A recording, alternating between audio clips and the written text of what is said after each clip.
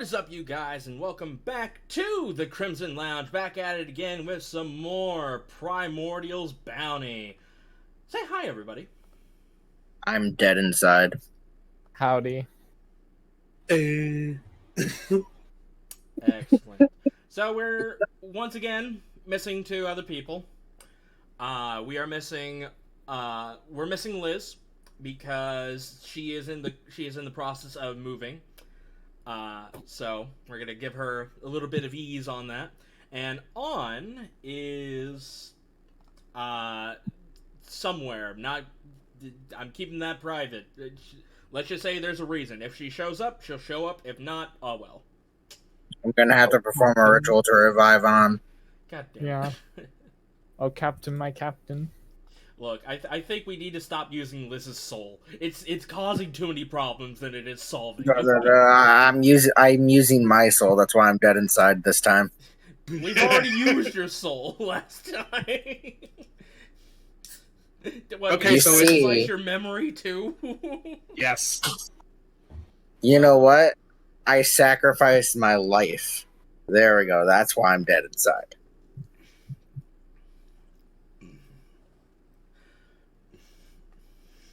I'm gonna sacrifice little Creepah and Dark Magician Girl to summon Dark Magician in attack mode. And because of Yu-Gi-Oh bullshit, I'm gonna go ahead and attack you directly. Change my mind. Green decks and Magic the Gathering play like Yu-Gi-Oh decks. No.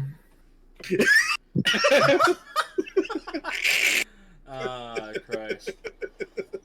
I'm gonna sacrifice this creature to bring out an even bigger creature and attack. Bro. Oh, fucking God. I don't know much about Magic. I don't play Magic. But anyways. Yes, we're back again. Missing two people, as usual. But at least Sky's here. So, how are you doing, Sky? Alright. Alright. Before we begin, I've already done this with the other two. I might as well go ahead and do it with you. I think that we're going to be doing now is when we level up or something along those lines. We're gonna tell the audience like what's changed, what's new, what's been added onto your character sheet and stuff like that. So did we level up? Yeah, we did. Level 6? No, we're level 5. Level 5. Okay. Gaines wasn't here last session. Oh, Yeah. Gaines wasn't. Okay. I'm sorry. I was so confused for a second. You level up. I Twice. just got back from Texas. I am so sorry. Yeah. As someone that was born in Texas and stayed there for 3 years, fuck Texas. At least fuck the heat. Actually, true story, I actually got mugged once. That's not funny. I'm gonna tell you right now, it was kind of funny because I was going to the Dollar General to get myself some like snacks and stuff like that. And when I was coming back, there was a guy that was sitting outside of my apartment. And it's like, hey man, I'm trying to find the hospital. Do you know where that's at? And it's like, oh yeah, you just And then some rando just comes up behind me, grabs my backpack, and I'm like sitting there holding on to it. And he's like, I got a gun, bro. Let go of the bag. And it's like, you do. There's nothing valuable in there. It's just chips. It's like, for real? Yeah. Oh, well, fuck this then, and runs off. I'm like, well, that happened. It's not the fact I was really laughing at the fact he got mugged. It's just the fact it's like, yeah, fuck Texas for the heat. I'm laughing at. I'm just thinking, okay, yeah, we're probably gonna get some shit from people from Texas. Look, man, it's fun. And then it's just there's the N pass. I'm using my T pass right now. I'm from Texas. I was born there. But it's the fact it's just like how the mug story just came so out of left field. No, I think it was funny.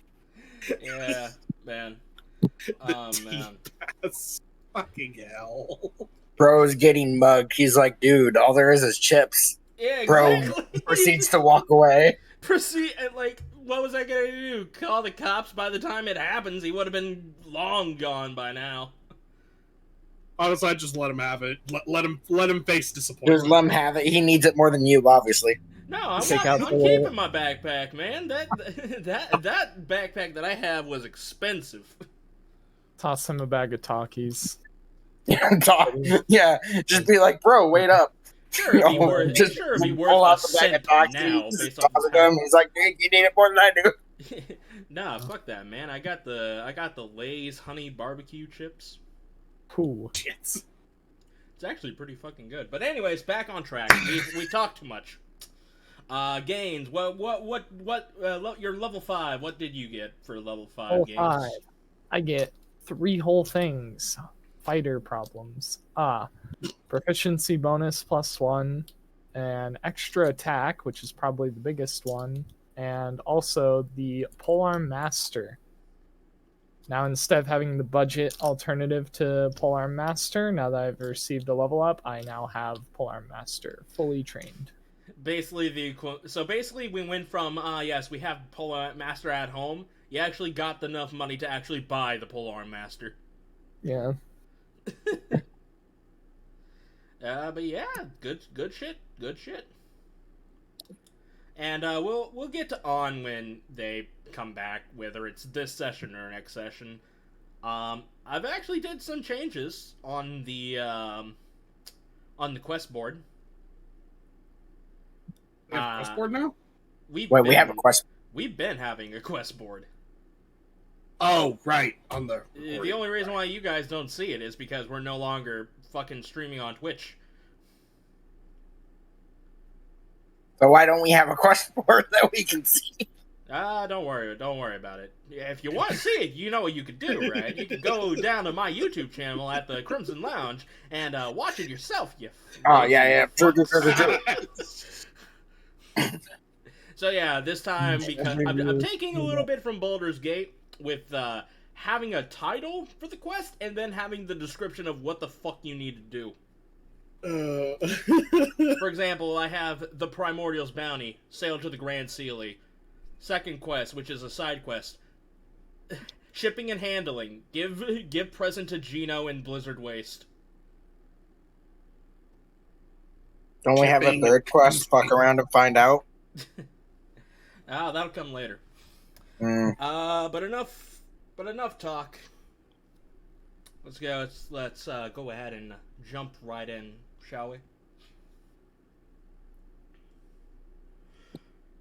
When last we left our crew, Akane the half-wood elf Samsari, Zilyana the human witch, Starzin the Lalafell artificer, Sips the Slimefolk monk, and Gaines the goblin fighter, after going on an amazing quest to save the island of Silvervein from a necromancer by the name of Markov, and trying to retrieve the Book of Vile Darkness, only for it to be slipped away by a comrade, by an old comrade who basically betrayed you lot, by the name of Kalis.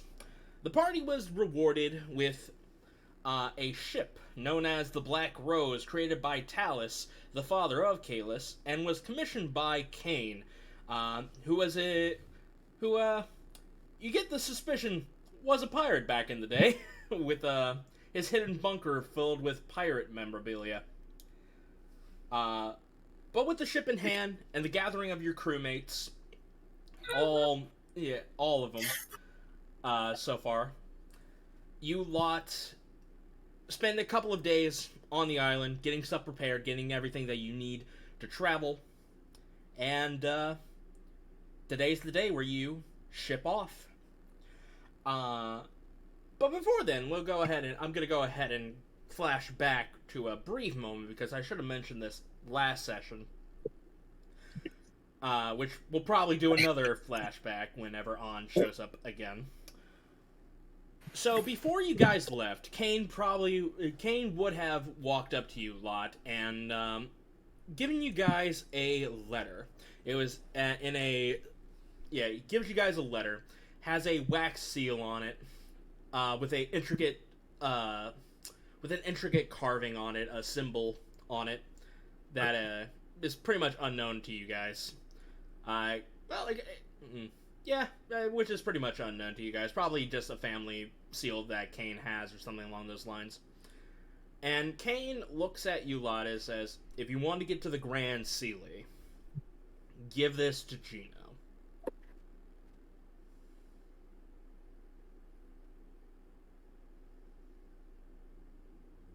Oh. Hello? Yeah, I'm just waiting for you guys to fucking respond. Oh, we just heard you say give this. Oh, give this to Gino.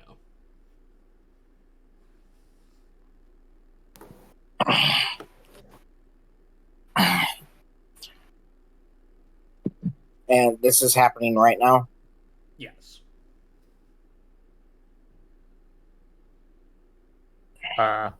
What's in it? A letter. To sum a long story short, Gino owes me a favor. And I'm cashing it in by letting you guys go to the Grand Sealy for free. Give this to Gino, tell him it's from me, and everything should go fine. Should. As long as you don't give away who you are. Looks over at you, Gaines.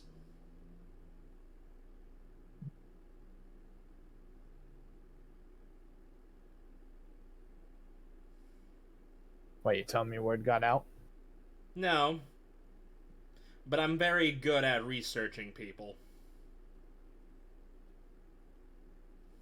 Alright. Fair enough. Don't worry, your secret is safe with me. So yes, just give him the letter, tell him it's from me, and you should be able to get a free passage to the Grand Sealy. Well, let's hope so.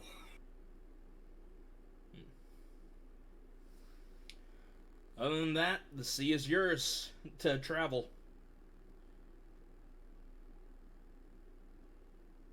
Well, thanks, Kane.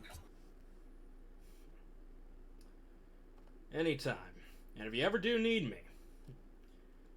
as he goes ahead and reaches into his backpack, or into his pocket, and he hands you essentially a stamp, like a wax seal stamp, and would hand it over to Zilyana. Probably is going to hand it to Zilyana. Yeah, we'll just give it to Sil. That right there is a wax seal of sending.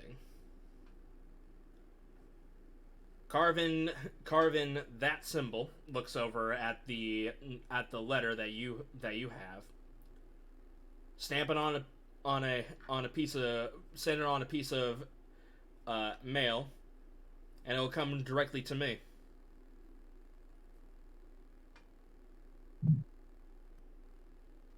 Sounds like it'll come in handy then. In case we ever need to get a hold of you for anything. Of course. And as that also happens, Talus comes up to you lot, and can't believe I can't believe you're about to set sail. I've only had a few more minutes with your ship. Sad to see it go. It's like watching a child grow up and be off their way from home. It's like watching your child leave home. Oh, the irony in that statement. There's a reason why I said that. I know, but I'm just saying this. There's so much irony and it's Yeah, so there is. fucking funny. There is. But yes, he looks at you lot. Before you set sail, I do have something I do want to tell you. I have an old comrade somewhere west, somewhere east from Silverbane. I don't know where specifically, but last time I've heard, he was somewhere in between the Aria Woods and Windy Hill. His name is Bishop. If you find him, Tell him that you're friends with me, and he should be able to help you out, or at least accompany you as a extra set of hands or another crewmate.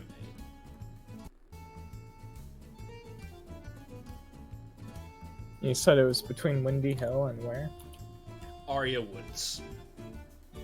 Just directly up north from Windy Hill.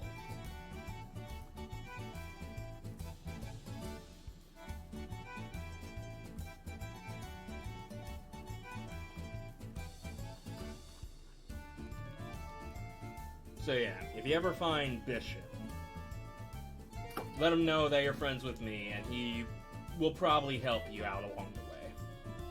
He's a very talented fighter. And he's not a big fan of any of the governments, so he's definitely a good ally to have. We'll keep our eyes open. Any descriptors for if we're looking for him, or if we happen to see him? He's a... God, how do I describe Bishop? I don't know, maybe race would be a good idea. Oh, he's a half orc. Tends to wear nicely fine clothing.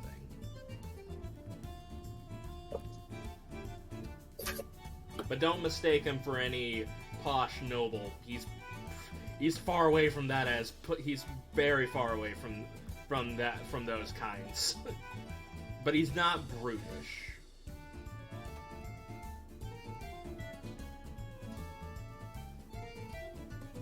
Like a mercenary. Essentially, yes. Well, he was a part of our crew back in the day, and after we disbanded after the incident,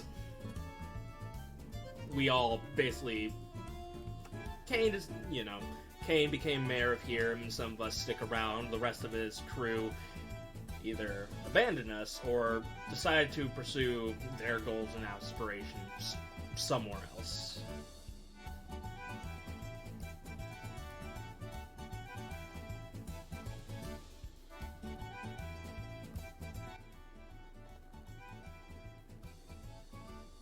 Right. Well, if he's willing to sail again, then I don't see why not.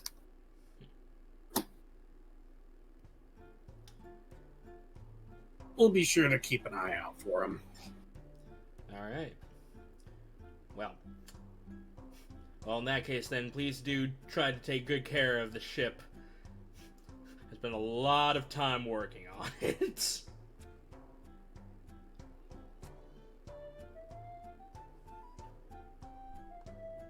Oh, we'll make sure she stays in good shape. Well, in that case then, happy sailing. As he goes ahead and makes his way off the docks and starts heading his way over to the murder nest, and Kane basically gives you like something of a hat tilt and sees you guys off. And I would believe at this point, this is where you guys are basically on the open ocean.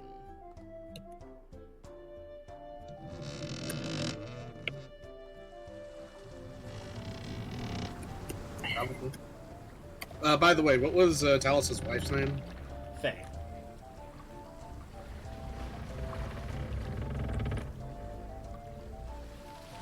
F-A-Y. Okay, got it. Alright, so you guys decided out of game that you guys want to go to Windy Hill, correct?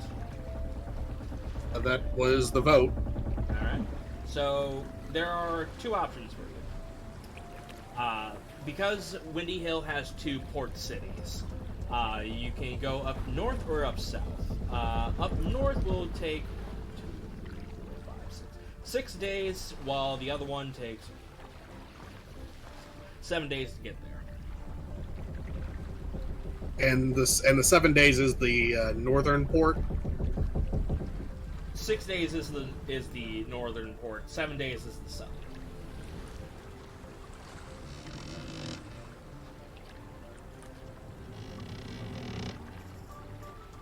I think we should go for the northern port, just that way if we want to get to the other islands, we don't have to travel nearly as far. That's just me, though. Mm-hmm.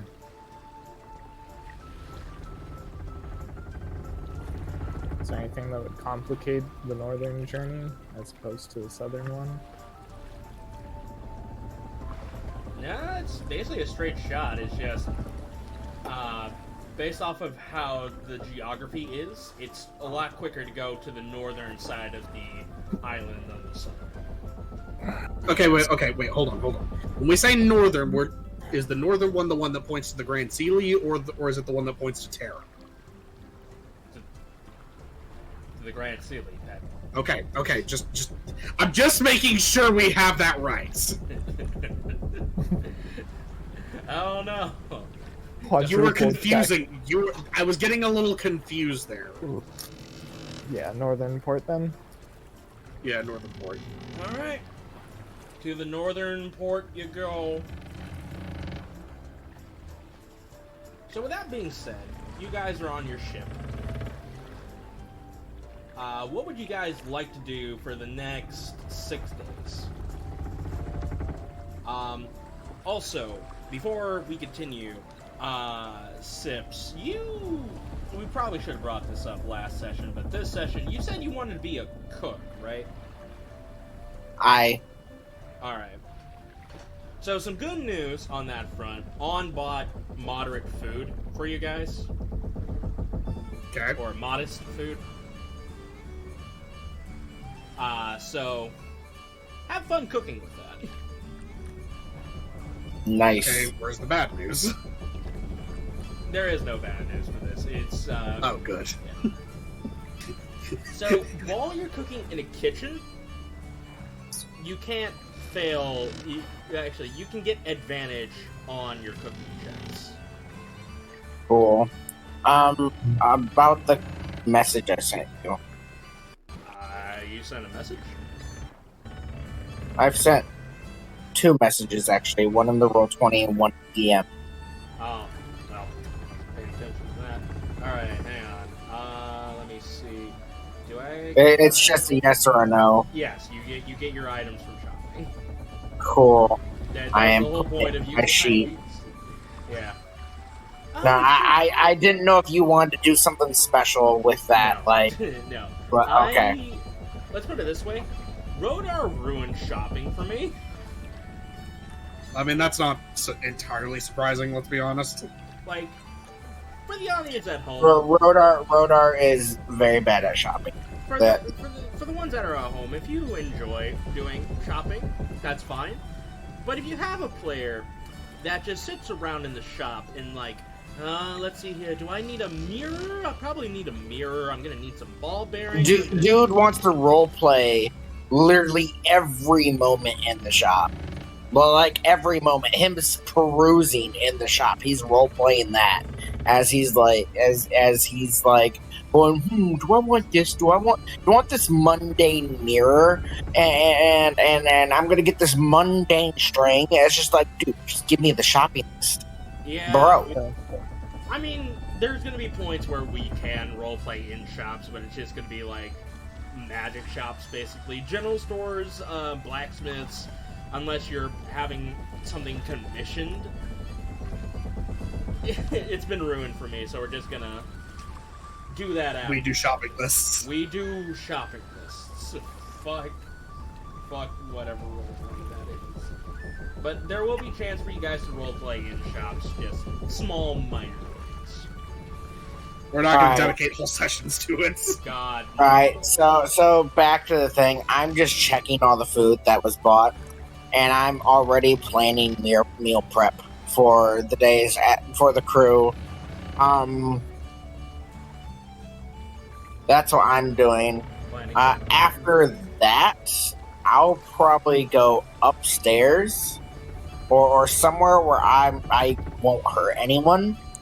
and I'm going to whip out my new sword and test it out.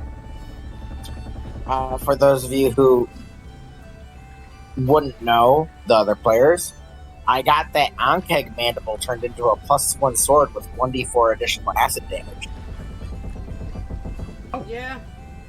I think we talked about this way before when you first got that mandible. Like, you had two options. Basically, one, you could have had Starzin mess with it. It wouldn't be a +1, but he would have added bells and whistles to it. Yeah, I would have added tons of bells and whistles to it. Yeah. I don't know if you... I don't think your feat can work on magical items. For me specifically? Yeah. It never really specifies, so... Are you talking about Artificer stuff? As long as it's... I think it can. This is a feat that's unrelated to Artificer. Oh. Yeah. Let me see. Well, it doesn't... Okay. I'm gonna say this right now.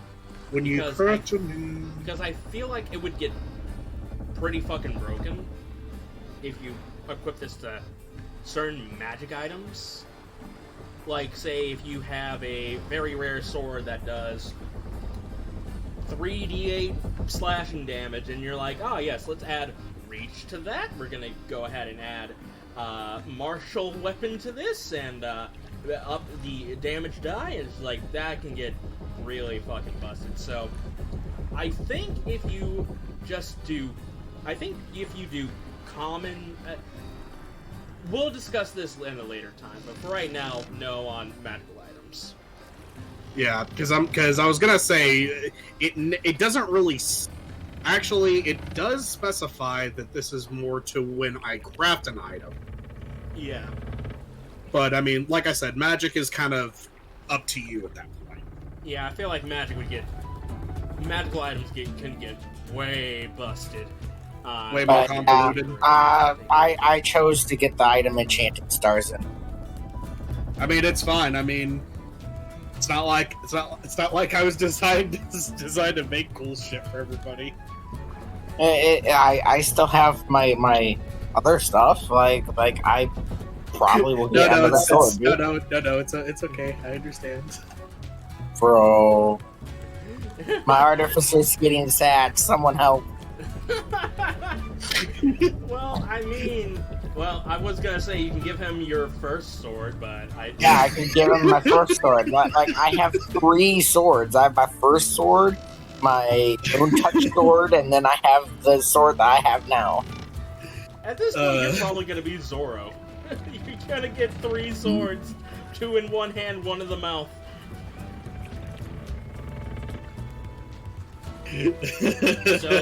So Sips, does that mean you're giving Starzin your longsword then? What? I had to quickly mute. Because my girlfriend's out here also making the same fucking comment, and I muted real quick to say I hate you, and then she starts talking when I unmute. No. Hey. I'm not muted right now. Okay. Healthy relationship. Yeah, can you tell Beetle not to do that when we're in the middle of recording a session? That's what I'm saying right now. She's in trouble. Thank you. So Sips, you're giving Starzin your longsword then? Yes, I will give Starzin my longsword and said, whatever you can do that you think would be helpful for me, here's a weapon to actually do all that with.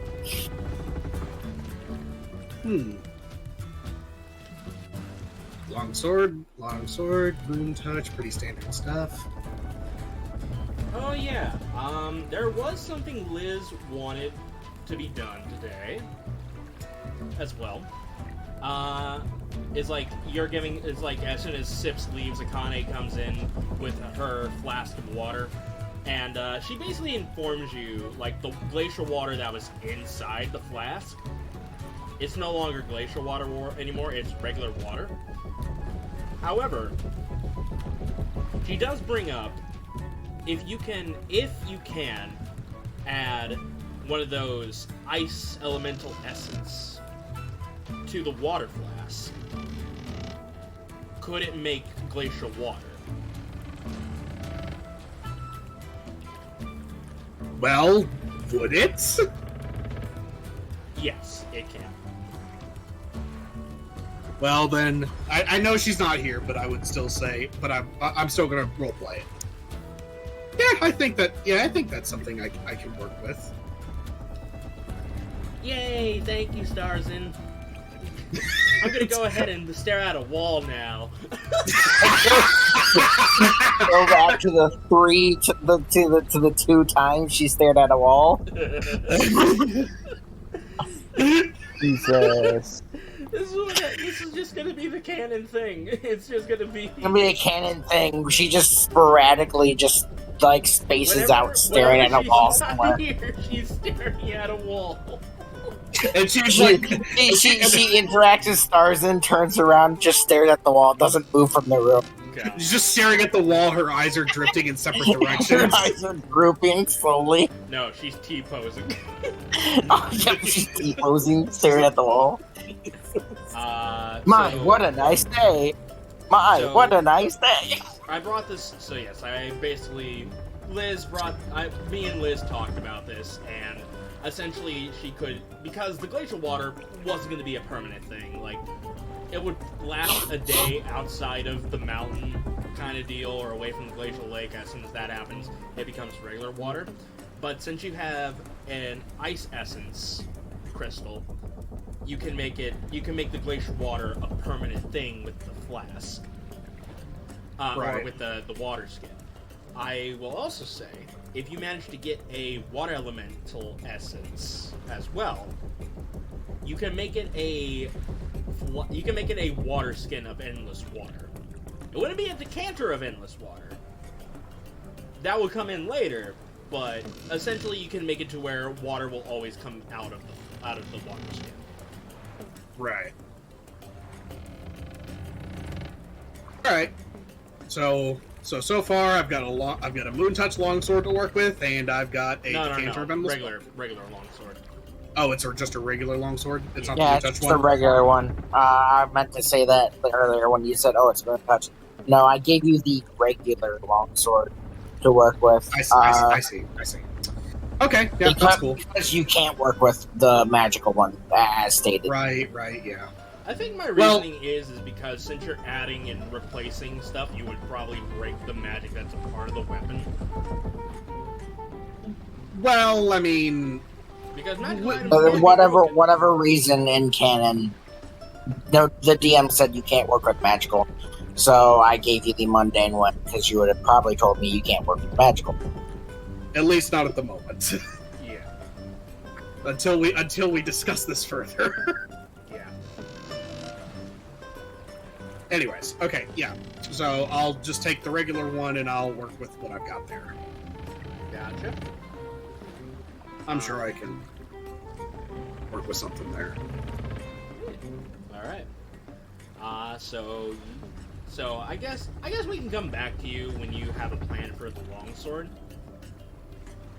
Yeah, just give me a bit to look through some of the stuff, and I'll see what I can find. You can just add some doodads and whatnot. I have a pretty good sword, like consistent combat, but I mean something that like is. If you find something that could be useful, just add it to the sword. I will. Just let me look through the list. Let him cook. I'll let him cook. So you said you wanted to train with your new Akane longsword. Yeah, my Ankeg mandible longsword. So can you go ahead? So I'm just like testing out the balance and whatnot. Describe the sword. Well, describe what it can do, and if you want to, describe what it looks like. Alright, so what it is the Ankeg mandible is attached to what I personally would have liked was the mandible is actually attached to a wooden wood, like I was hoping like oak handle. With So I can't get heat metaled on. yeah, so I can't get heat metaled on. All right. With a see, I forgot what it's called. Handguard thing. Crossguard. Yes, thank you. That's where it's like kind of metal is the crossguard. But after that you have the mandible, which has been sharpened and reinforced with magic. Within the mandible, there's like put into the mandible, there's runes going up for like the +1. It helps with accuracy, keeps it sharp, and also in the mandible there is acid inside of it. When I slash something, it gets a little bit of acid in the wound. This damage is represented as 1d4 acid damage every time I attack someone. Correct, no diggity? Yes, it'll be a 1d4 damage. Yeah, it'll be an extra 1d4 acid damage. Yeah. Pretty nice. The mandible has been, like, kept with its general shape. Like, it has the jagged edges on the back end of the blade, and the sharp, like, slight curve with the front. I kept its I wanted its general shape kept, but it has been sharpened into a very effective sword. All right. So I'm currently testing it with balance and like just trying it out, giving a couple of swings, getting accustomed to my sword. In relation to my abilities. My monk abilities, you know what they all are. I'm a sword saint monk, so I basically have to be like attuned and be good with my weapon to use some of my abilities. That's what I'm doing.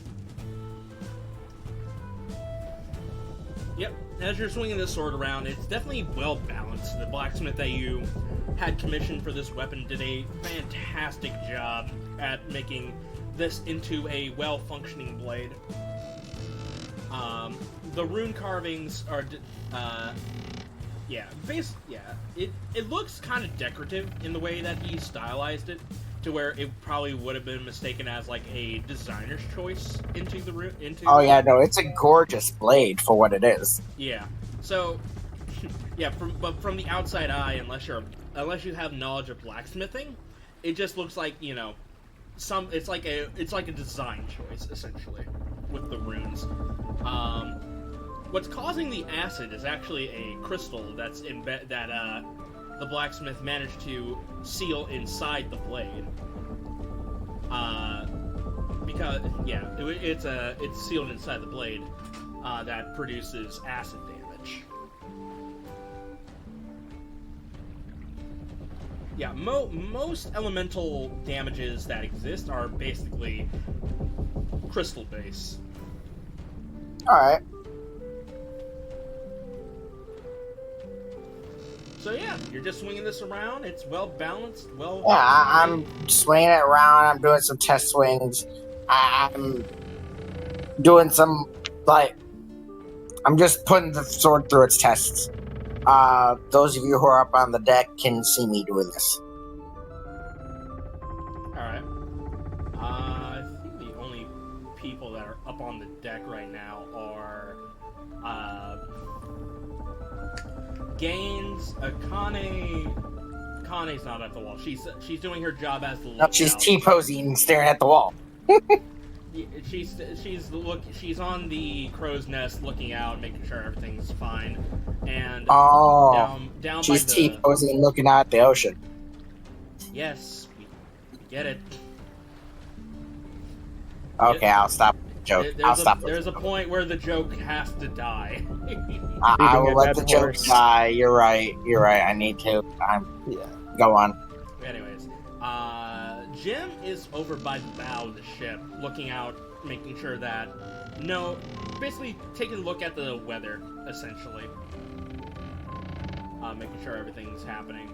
An is in her cabin, in her quarters right now, probably looking over some documents, going over some things, stuff like that. Harvey is over in the Tinkerer's room, mixing up some potions, crafting some bombs, stuff like that. The majority of the crew that besides them are down in the dining room, just either talk or just basically relaxing, sitting down, enjoying their the new ship. Metra and Jade are in the magic study / observatory. Do we have a training room on the ship? No, you do not have a training room. Trust me, that was one of the things I wanted to add, but I'm just like, I don't know where to put it. Understandable. We could just put a training dummy like somewhere on the deck. Yeah. Well, you would have to buy a training dummy at that point, but yeah, it was like, I was mostly thinking like you would probably do most of your training on the top of the deck, considering there's plenty of room up there for that kind of stuff. In fact, I need to like move my token up there. Yeah. I'm going to be right over here. Yeah. So, with that out of the way, Gaines, what are you doing? I'm taking my fishing tackle for a spin. Sweet. If I can fish from on top of the deck. I think I can. Alright, I have a thing set up for fishing. I just need to find it.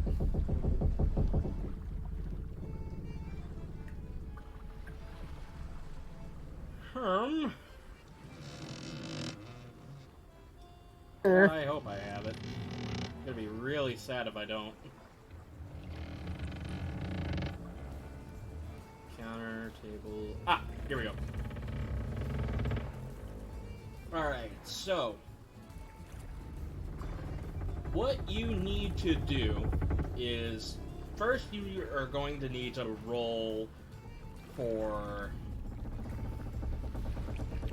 yeah, you're gonna need a roll for your fishing, so it would be... what is the modifier for survival? Wisdom. Wisdom? So yeah, it would be your fishing tackle with your wisdom, because you're hunting fish, essentially.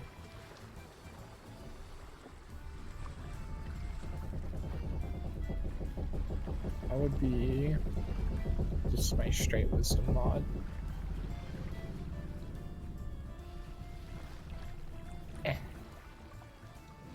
Ooh, you know, I have an inspiration. I mean, you can if you want to. I'm very tempted. There's no more combat for this session, probably. I'll send it. Why not? I'll take the 19.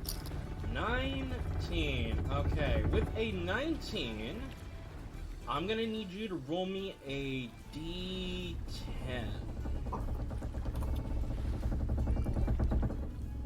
I can. 10. Alright. Now I just need to look up what the fuck this fish is real fast.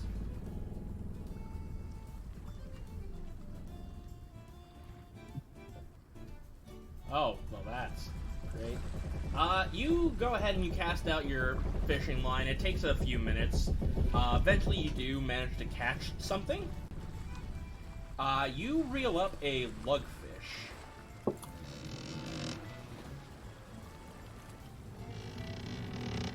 It's like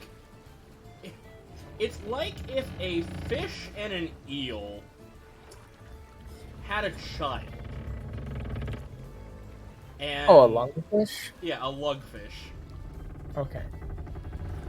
Yeah, it's like if a fish and an eel had a child, and with this fish, it has like little 4 tendril arms. just sticking out from its side.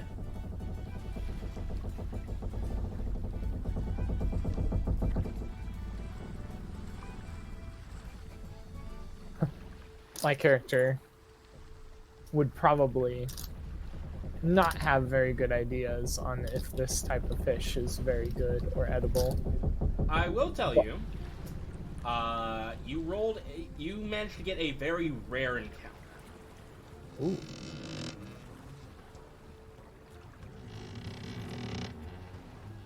Is there any kind of roll I could do, like nature, to try and pull up some info on it? Sure. Roll me a nature or history. Insane. Yeah. A 6. Fish is fish. Might be good for eating. Fish, you know? I'm gonna hold it up to Akane and be like, hey, Akane, look what I got. She's T-posing on the fucking crow's nest. Oh my fucking god. I thought we were done with that. And I don't know. Your cook's on the deck. Maybe the cook knows if the fish is edible.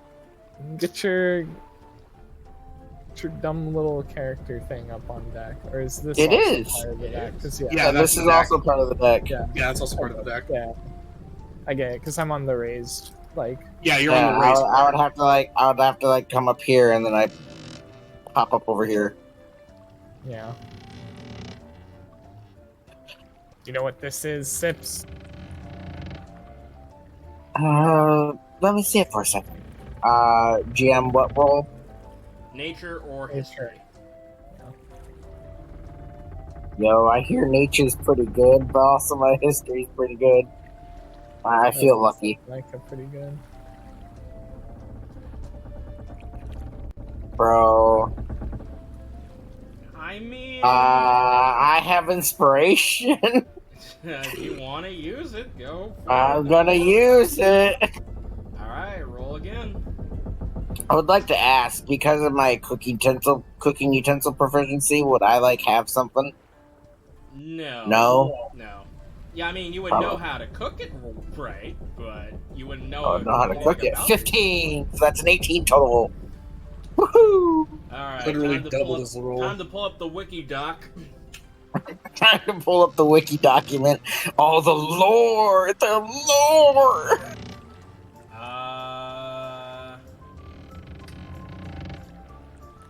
So as I take this fish, and I look at it. You see zeros and ones in my eyes. Let's see here. Lugfish have highly specified respiratory systems. They have a distant feature in that their lungs are connected to their larynx and whatever the fuck that is. Without Oh, a it's an trachea. actual mudfish. Yeah, a lug Actual fish. factual mudfish. Lug. Oh, lugfish? Okay. Lung. Lugfish. Okay. Void, complex, yada yada. I'm not getting anything from this. Apparently, it's a freshwater fish, so I think I fucked up on there. We'll just say it's a salt. We'll just say it's a salt. Yeah, that's the first thing I'm gonna say is you caught this in the ocean? No, This is usually a freshwater we'll fish. We'll say that it's a saltwater variant. Oh, it's a saltwater lugfish.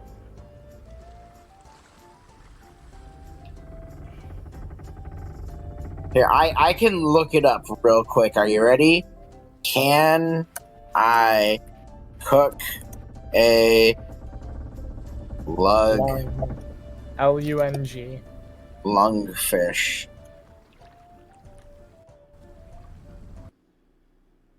Probably not. Yes. I mean, Yes, I Probably can. tastes like catfish. Yes, I can.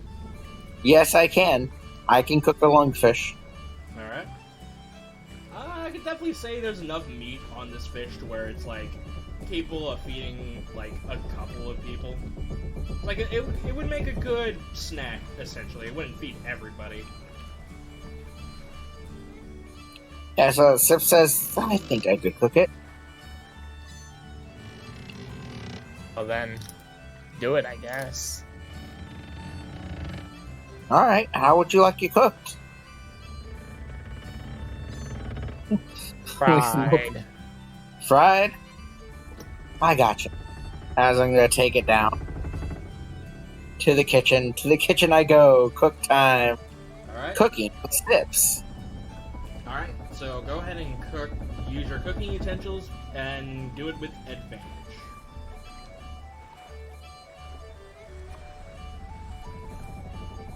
Cooked utensils. I'm gonna do this one public.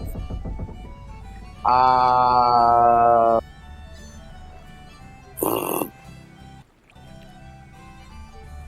think it's gonna be wisdom, right? For my roll. And I'm gonna do it with advantage. Alright, go for it. Yo, nat 20 for 26? Damn. Tastes like Fucking- chicken. You made beer Bro, batter you're- fried you're- chips. Actually, no, I'm gonna make fish and chips with this fucking fish, dude. Yeah, this is your cooking. You go ahead and tell me what you do with it. Alright. So I'm gonna batter the fish with we probably have like rice, right? Rice is easily stored and whatnot. Yeah, you have rice. It's part of the. Yeah. It's more moderate. So I'm gonna do a rice batter for this fish. So I'm gonna fry it like tempura, but don't worry about that. So I'm gonna fry it in rice batter, and I'm gonna cut up some potatoes and make some thin potatoes and put those in like an oven in the oven thing. I do have an oven, right? Yes. Yeah, I have. Yeah, I have an oven. You can see So I'm gonna the put map. those into the oven. After those come out, I'm gonna sprinkle a little bit of salt on all of it, and put some rosemary on the side of the fish. And I'm gonna actually bring it back up to Gaines, the person who caught it. Alright. About a couple of hours go by when you're cooking this, and you go ahead and you make your way back up, and you present your cuisine over to Gaines. Oh.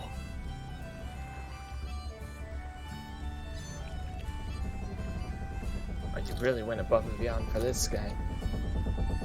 Yeah.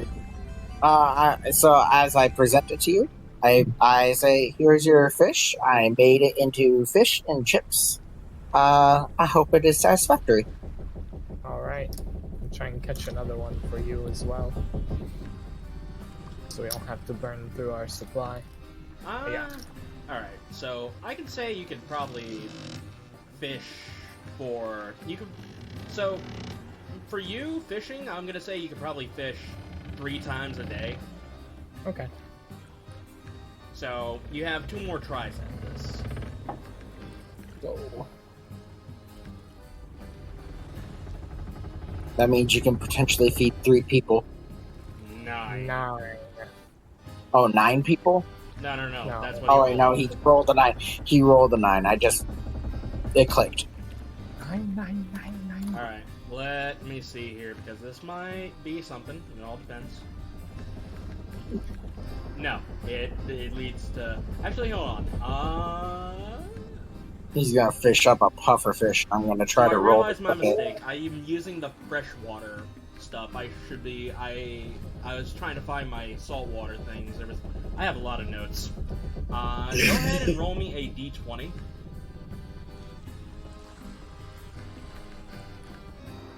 He's gonna fish up a No. puffer fish, and I'm gonna try to cook it and poison someone. So you go ahead and you reel out and you fish up a tattered piece of cloth. Oh. Here. Keep that. Toss it to the side on the deck. Cast again.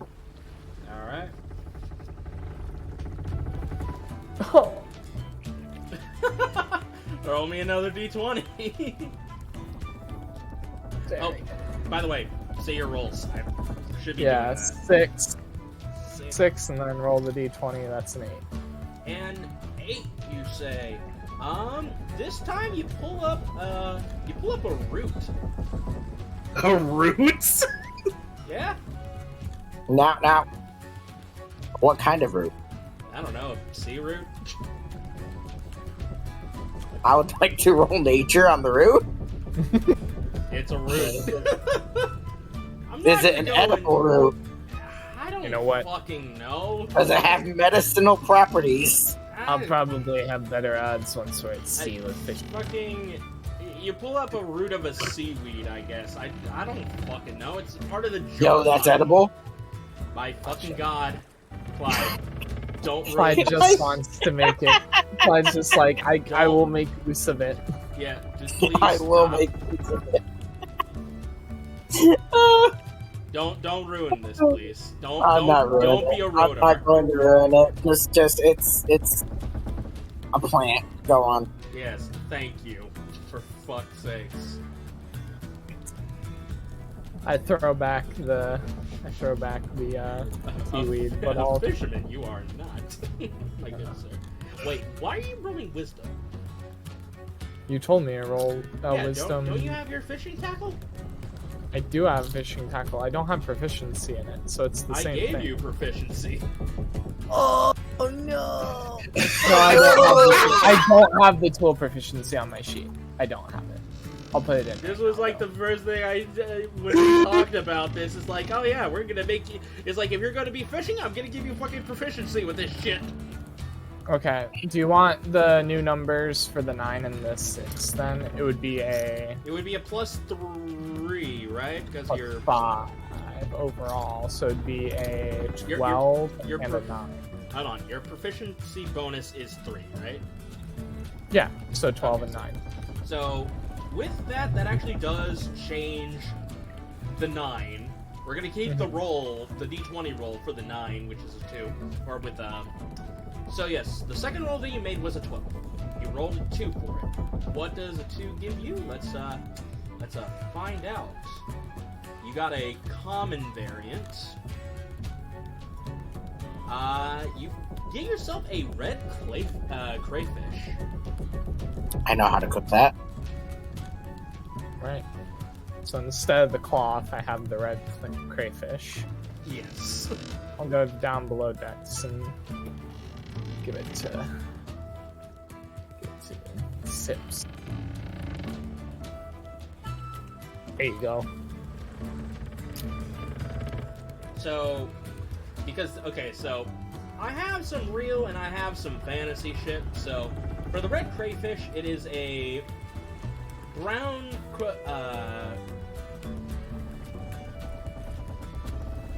brown carapace crustacean commonly found in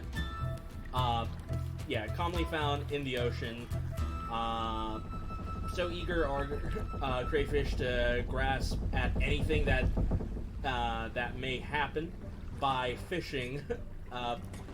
Fishers boast that they need not ever bait their lines to catch this creature.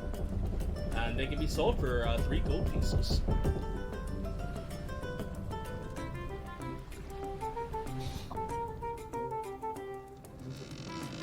Alright. Do with this guy what you want, and I hand it over to Sips. Awesome.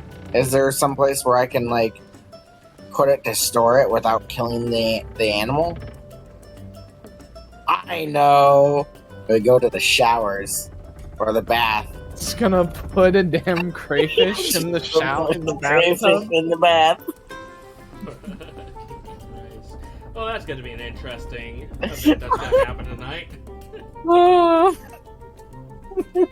It would be gonna in be the great. female showers too, right? It's gonna be in the female showers. Someone's gonna get pinched in the ass. They're gonna be like, Brilliant. Poor Metra. It's gonna be Metra. it's gonna be better. I'll roll for it. Let's see here. How many females are there here? So 1, 2, 3, 4, 5, 6.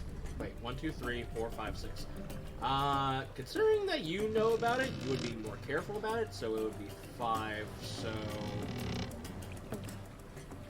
D6 if the result is like 1 or 6 reroll. Ah. Okay. Oh wait, I forgot about Ember. Oh no! All right, I rolled it. Awesome. We'll find it eventually. Yeah. Yep. this So is I'm gonna double down on that because Sip's not thinking about that. No. I said I'm gonna double down. Okay, I was about to say, if you're Bro, we so commit to the Sip's bit. not thinking about that is going to temporarily store it in the bathtub, and I'll roll a history check later to see if she remembers, because that's what I was going to do. After that, I'm gonna come to Harvey. Right, Harvey? Harvey. Yeah, Harvey. Harvey. Yeah. Harvey. Yes. And I want to. Well, I was trying to pronounce his name. So, and I'm going to help him cook up some potions. Okay. What kind of potions would you like to help him make? Well, what kind of potions is he making? Is he making health potions or what? He's making health potions, but he's making his own kind of health potions. So, here's the difference between Harley and what you do. Harvey can make potions his own self, but it only lasts for a day.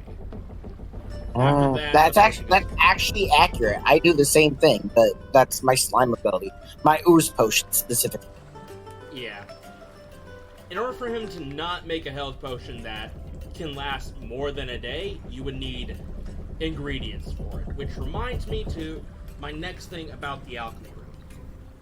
So, you see those convenient flower pots that are right there? Mm-hmm. If you can find a plant, you can basically grow your own plants. Yo, wait. If I can find a plant, one second. Do I still have?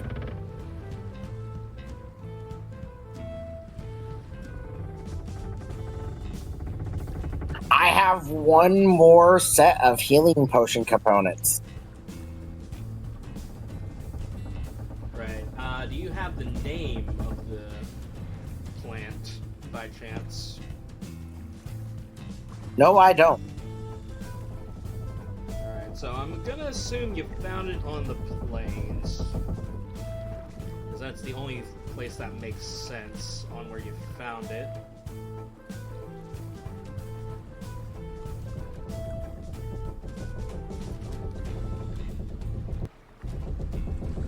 Yeah.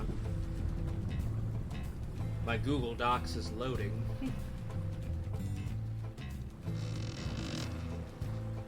Okay, let's see here. Plains.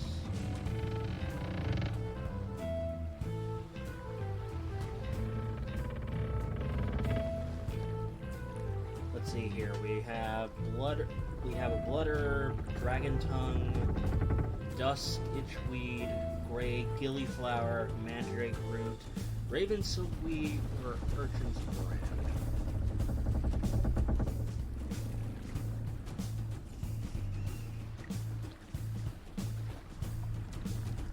And you said it was a healing one, right? Yeah. Probably should have wrote that down. Probably should. So for the potions, healing, restoration. Nope. Crimson. Not you. How many pots do we have? Enough for you to grow 3 plants. Alright.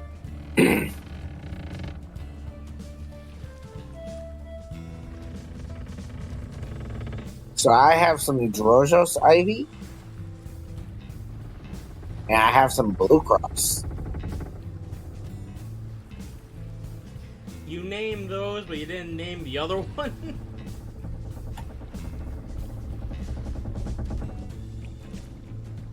No, I didn't.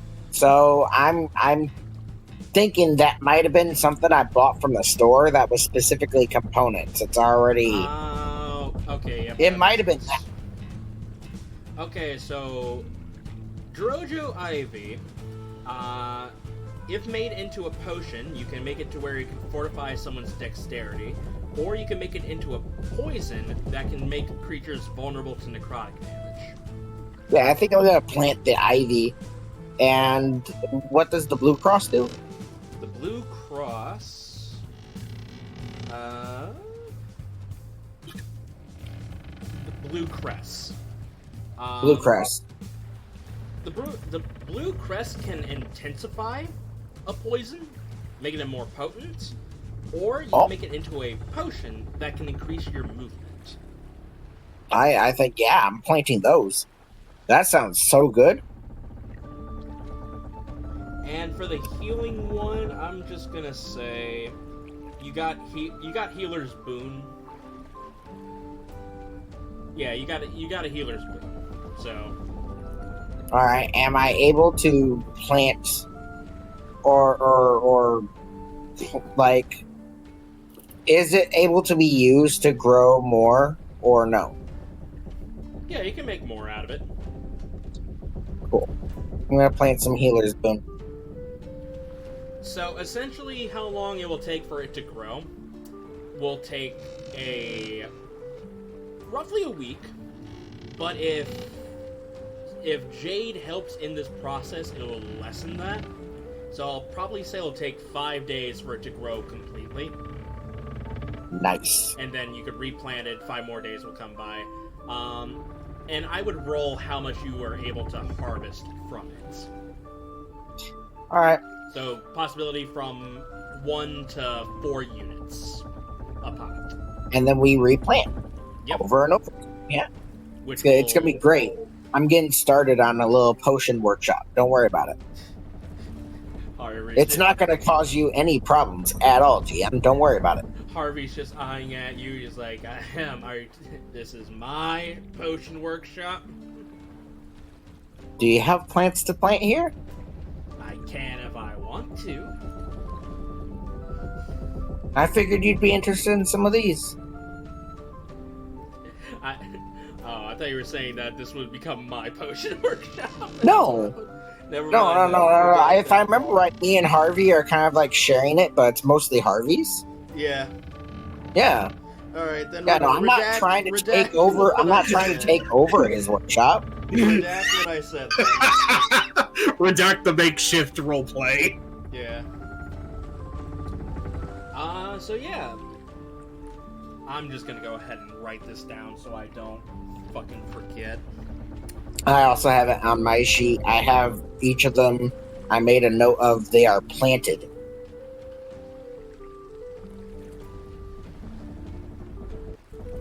I also took them out of my inventory. Like, I'm -1. Yep. So the healing components and whatnot are now 0. Yep. You did a good thing right there. So you planted a Drojo, blue cress, and a healer's boon.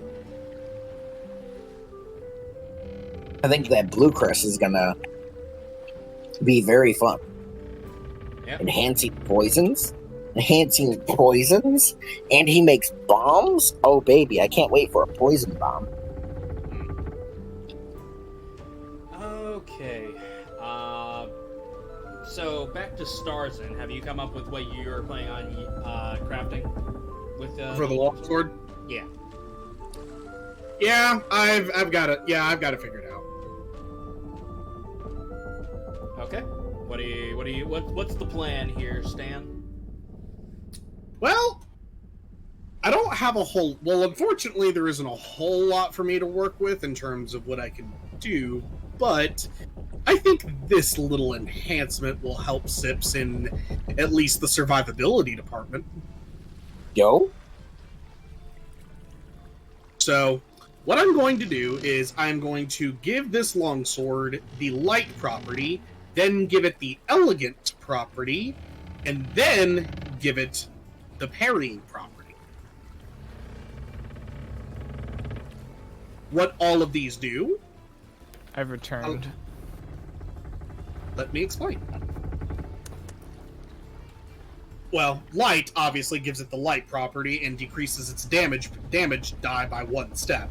But by giving it the elegant property, I increase it back up by 1 damage step. So it essentially will do the same damage no matter what. Now, the elegant property, for those at home, means that this weapon requires exceptional skill to use and must have a dex score of 16 or higher to wield. I'm assuming, being our 20. monk, he has 20. higher than 16. 20.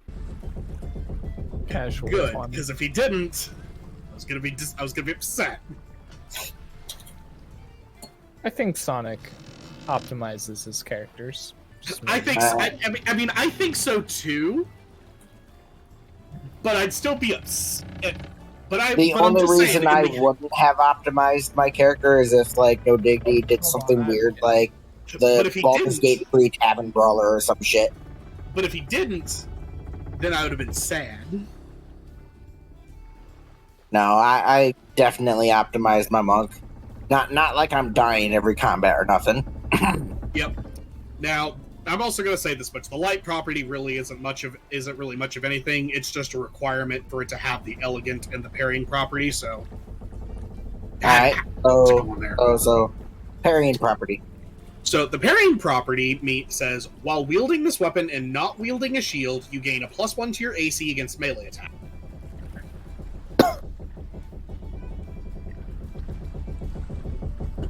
I'm back. Oh, and you can only gain the benefit of 1 weapon at a time with this property. So you're saying I actually need to have a thing to where I'm wielding with 1 hand sometimes. Gotcha. No, not necessarily. It doesn't. It doesn't say you. Yeah, it doesn't say that. While It just wielding a says weapon and not wielding a shield. Yeah. Yeah. It just says you don't have to wield a shield. You Yeah. can two-hand this and still gain the parrying feat. No. I would probably use this in my offhand and use my other sword as my main hand. It does give me +1 to my AC. Oh, Yeah. right. Yeah, I see what you mean. now.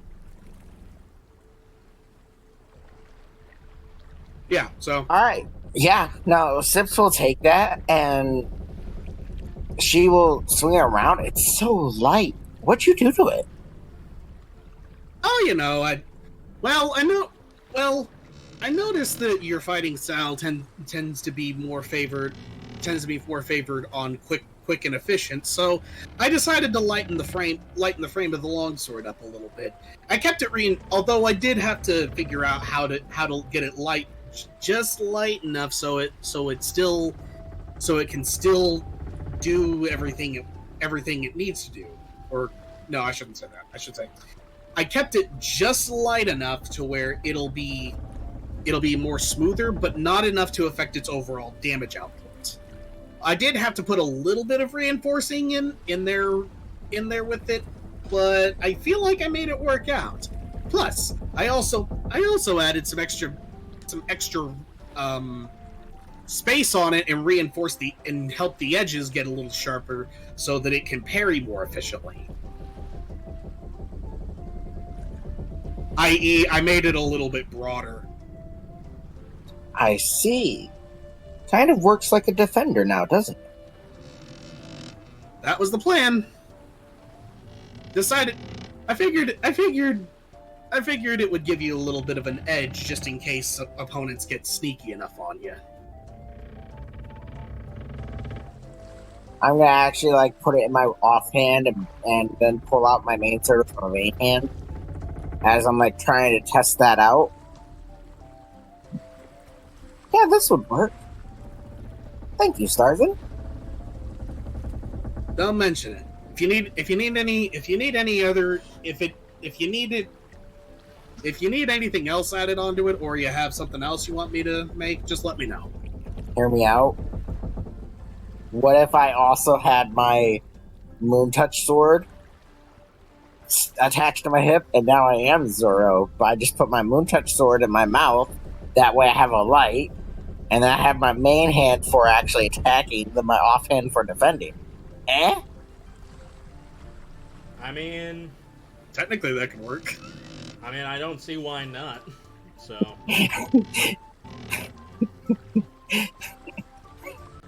Oh, me Zoro already. Let's go. Okay.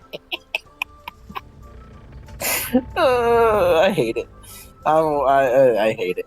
Go. All right. Thank you, Starzin. No problem. Like I said, if you need any repairs or need anything else made, just let me know. All right. As I'm gonna actually return back to like taking care of the plants. And then I'm gonna get to work on that glacial flask. Easy enough. It was easy enough to create after you were done with the sword. Essentially, this probably took the majority of the day to complete both tasks. Yeah, so probably. by tomorrow, by the end of the day or tomorrow, the flask would be completed. Yep. And I think with that out of the way, unless we can move on to day 2 out on the sea. What about the fish? Yeah, you already rolled. I need to roll to make lunch. Oh, right. Hang on. Go ahead and roll for cooking. See what kind of delicacy do you make here? Do I get advantage or no? You're in your kitchen. You get advantage. Oh yeah, I do. Yo, I got 14. All right. It's kind of average. It's kind of hard. So because it's modest food, it's like obviously you get the hard vegetables, you get some decent meat that's like it's not the best quality, but it's good enough to where, it's still filling. Essentially, modest food it's bland, but it's edible kind of deal.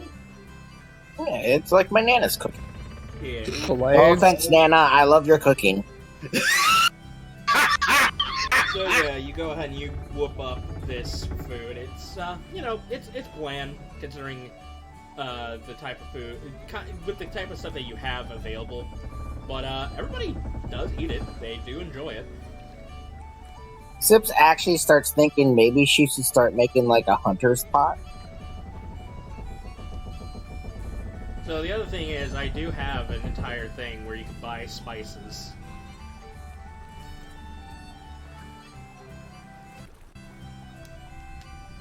Sounds to me like you should invest in the spices. Like Maybe at some point I will. I do have some gold left over from what I earned. Yeah.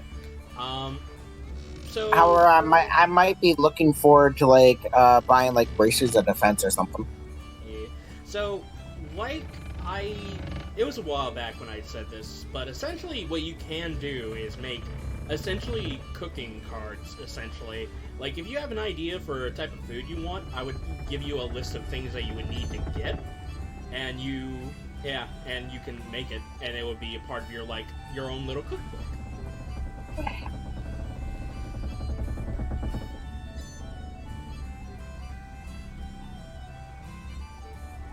All right. Something of note.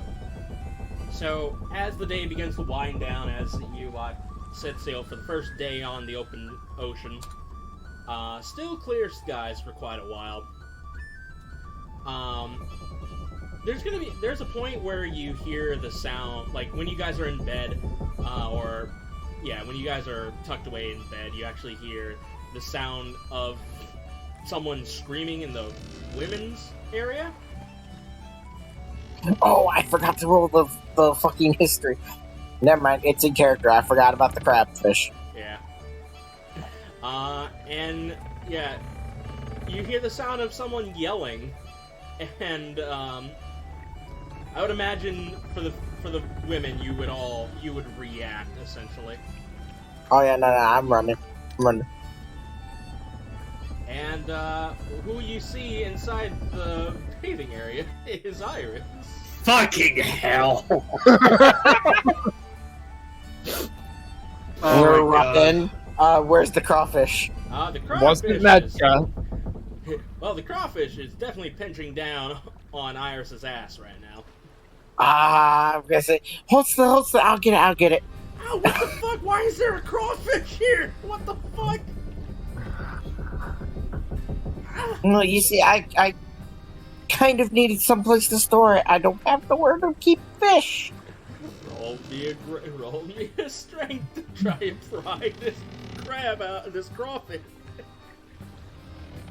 Bro, I'll roll you a strength, alright? I'll roll you the best goddamn strength you've ever seen. Goddamn right.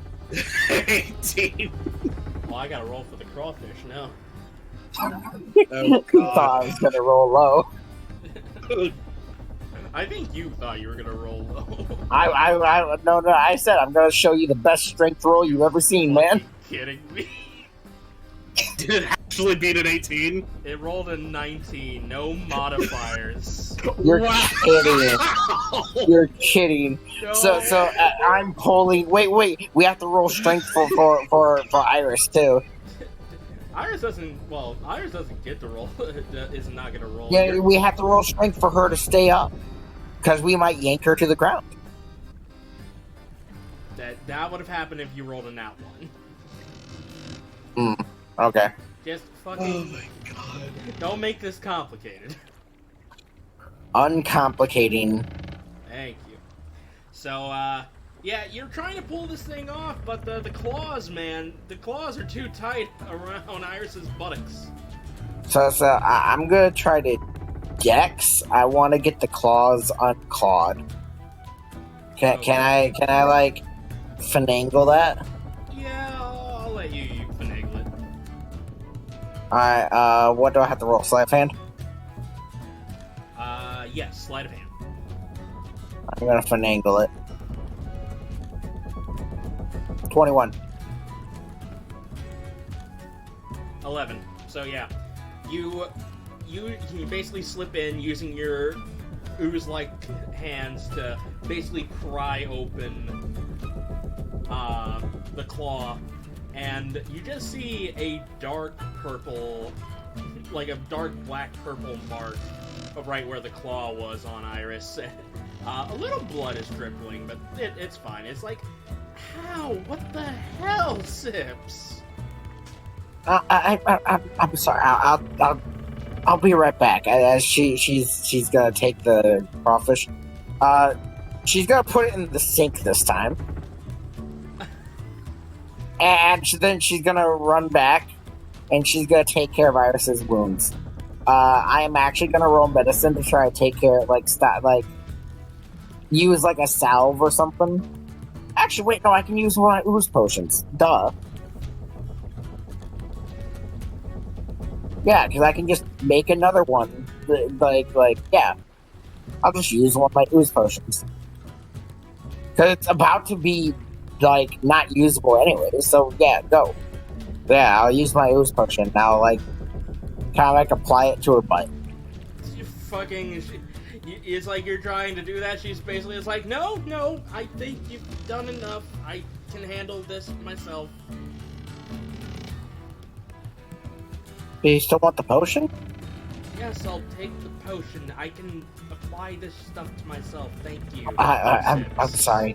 I'll take care of the fish. Have a good bath.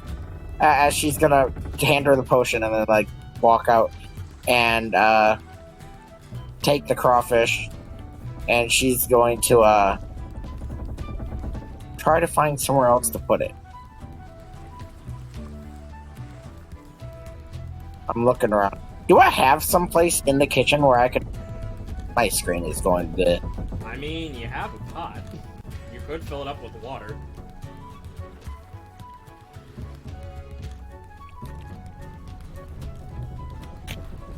Yeah. Alright. I'll fill up the pot with water and I'll fish in there. Alright. You go ahead and you fill up some. You go ahead and you fill it up with water. You put in the crawfish into the pot, and there I you cover go. the pot, and then I to make sure it doesn't get out. Yeah. All right. Iris does, as soon as she's done getting herself dressed, there's like a moment where she's trying to lay down, but she has to lay down belly up, so that way she's not laying on her ass. Yeah, belly down, yeah. Remind me to put it in the boys' bathroom next time. Let's see how that one works out. Oh god. Use a bitch. Use indeed, bitch. This is gonna be an ongoing thing of where's the crawfish?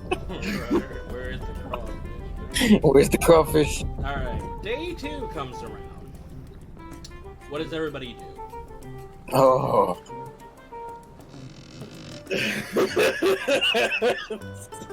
Okay, I need a minute. I will say, Starzin, when you're walking up the stairs and you to go up to your workshop, you see Iris just with like a bag of ice. Perfect. She's just sitting down on a bag of ice on a chair as she's just giving Sips the stink eye.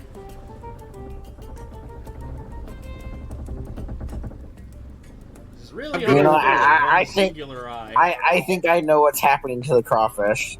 So I imagine I'm trying to do a thing with Starzin. Okay, go. I mean, I'd imagine she's just like with her singular eye, just squinting with it. Yeah, essentially. I'm gonna walk up to her and just ask something I need to know about.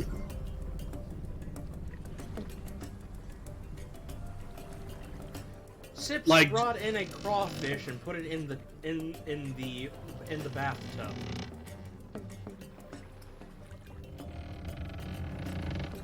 Okay, now for a minute, he just kind of squints his eyes, just wondering, what?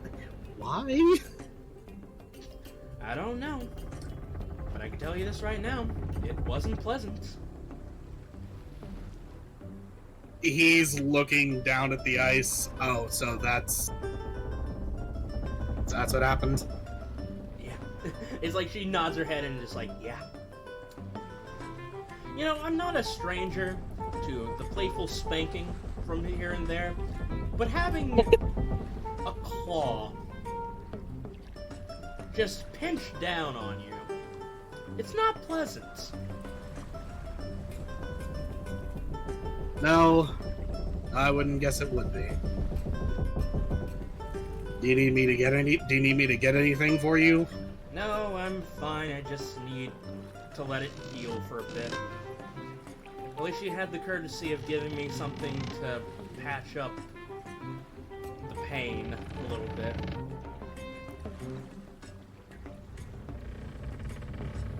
I don't think Sips meant any malicious intent by it, but I will go have a talk with her about it.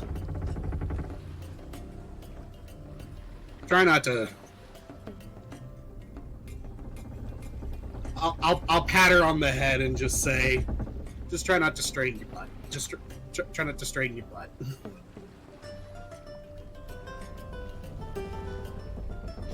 From a squint to a smug smile at that little comment you made.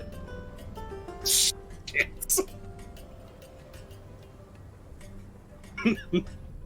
Fucking hell. Oh, you're thinking that far into our relationship then, are we?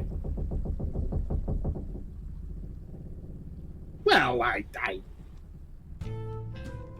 just also want to, make sure you're okay too. And he's just like kind of turning. He was still a little red. I'm only messing with you. And thank you. No problem. And then I'm gonna walk into the kitchen and The instant you walk into the kitchen, you're a as there's a shell cracking noise, and you hear Sips being like, and you hear Sips being like, I'm sorry, I you can't be on the ship for more than this long. You see her throw a crawfish into the pot.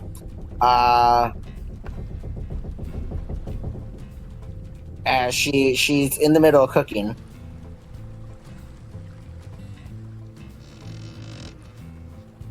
So, care to explain why there was a crawfish in the tubs?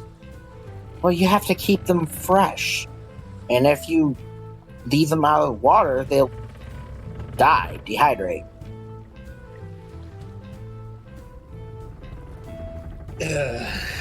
Look, Sips, I agree with you, but try to find ways to keep the stuff in the kitchen or it's in some sort of storage and not where people are actively at. I plan on buying a storage barrel for fish specifically, or even making a hunter's pot for the fish. I'm already trying to make it up to her. I'm cooking the crawfish. She can have it. Just I'm next place we stop. I'm getting something. Just I need something as well. I'll let it slide this one time because it was an honest mistake. But like I said, try to make sure this doesn't happen in the future. Is she okay? I'm afraid she doesn't like me now. She's fine. She's fine for right now. Her butt's probably going to be sore for a bit, but I think she'll just be a little sore about it. But I'd give her a little space for a bit, at least for a day or so. Well, can you hold up before you leave? If I need to give her space, you can at least give her the fish. As I'm finishing up boiling the crawfish, I put it out. I take the meat out of the fish. I crack it open, get the meat out, and I'm gonna prepare it with what I think she'd like. Can I roll history to try and remember things that she has eaten? I'm gonna say no, because there hasn't been all that many times where you've seen her eat. Yeah, I know. Anything. No. Fuck. Alright, I know what I'm gonna do. I know what I'm gonna do. So I'm gonna do some potatoes and onions, like kind of garlic potatoes with onions on top of it as her side, and I'm gonna serve the crawfish with lemon. Yep, you do have lemon. Yep, and I will hand that to Stars and say, just give her this. All right. I'll take this apology crawfish food. It's the crawfish, by the way. Don't worry about it. I'll take it to Iris. And I'll say, well, I talked to Sips. And that isn't gonna happen again. We'll have proper storage for it this time.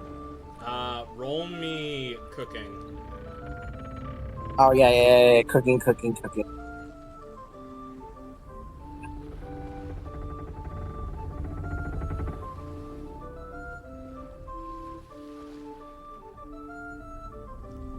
Yo, 22. Alright. So yeah, I take it out to Iris. I say, she's really sorry. She's really sorry it happened, but I'm making sure that this isn't going to happen again. We'll have proper storage for all that stuff so that Sips doesn't make that mistake again. She also wanted you to have this as a way of saying she's really sorry. You put the plate down, and you just see... It's like, she's still giving the bit of a stink eye, but you see as she goes ahead, gets a knife, gets the fork, goes for the head of the fucking thing and slowly cuts it off.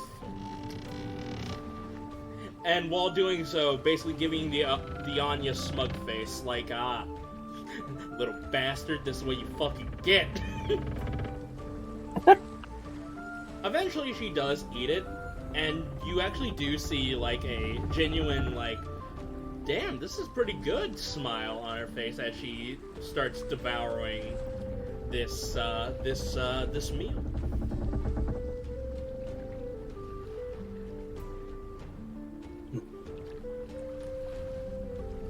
I'm just going to smile as she's just enjoying, and then I'm gonna make my way up to the workshop. Alright. Mr. Gaines, what are you doing today?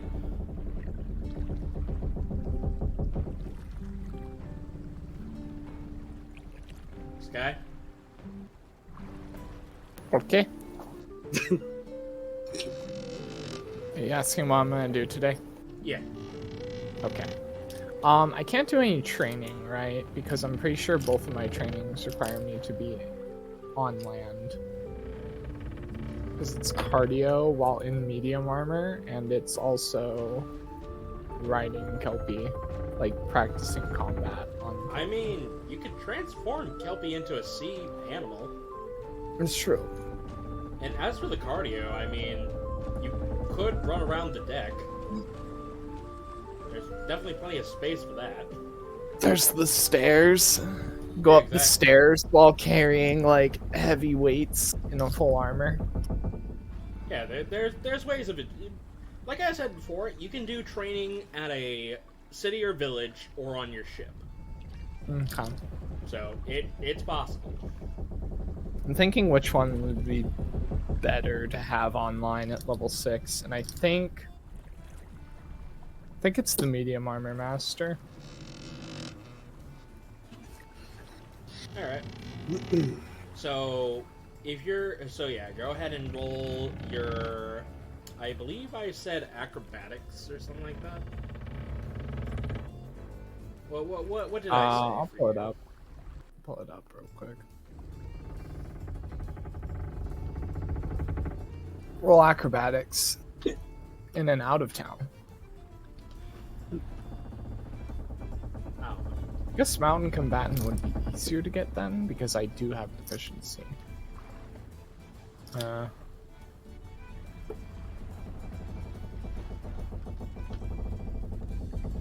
I think it's mountain combatant, because that's just like advantage on melee attacks against unmounted creatures that are smaller than you. Yeah, considering the fact that you won't be able to get the benefits of the medium armor until you up your dexterity one more. Yeah. So yeah, it's mountain combatant. Alright. So, how would I do that? I would just hop off the boat and have Kelpie swim around with me around the ship, basically. Yeah. Yeah, that works. Alright. Who else in the crew has sea vehicle proficiency so they can take over in case I'm off the ship when we need to turn the ship? Gale also has proficiency. I don't remember if you told me or not, but does Storm Jin have it? Jim does not know. Okay. I'll call Gale up and be like, I'm gonna ride on Kelpie, and I'll be off the ship for a bit. If you can man the helm if we need to redirect course at all.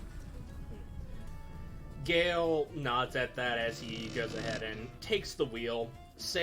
Ember is just basically watching you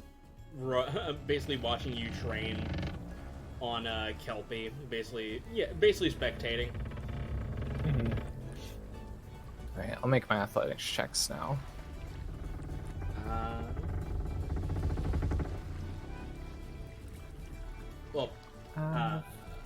One. Yeah. Okay. And I'll also be like, after my training or in between like reps, maybe like just checking around the boat, see if there's any like any sea life around our boat, that sort of stuff after these athletic checks. So here's the athletics check. Probably not going to be good. It's an 11. No, that's a pass. Right. And then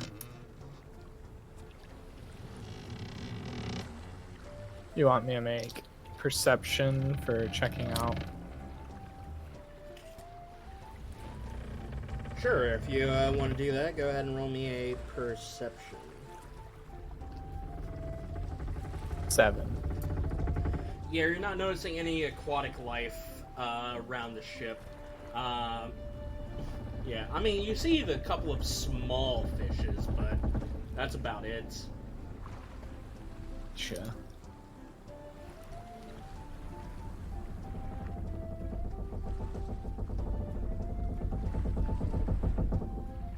Alright, and then after my training on Kelpie has concluded, let me mark it in my notes.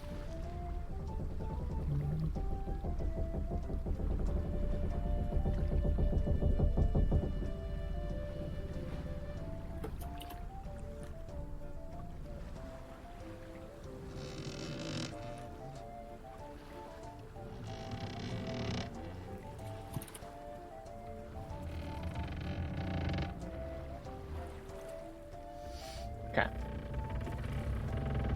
I will get back onto the ship. How should I do that? Would it be a portcullis where the cannons are on the ship, or You could just like say you a pop ladder? back onto the ship. Hey man, it's a big Make ship. it cool.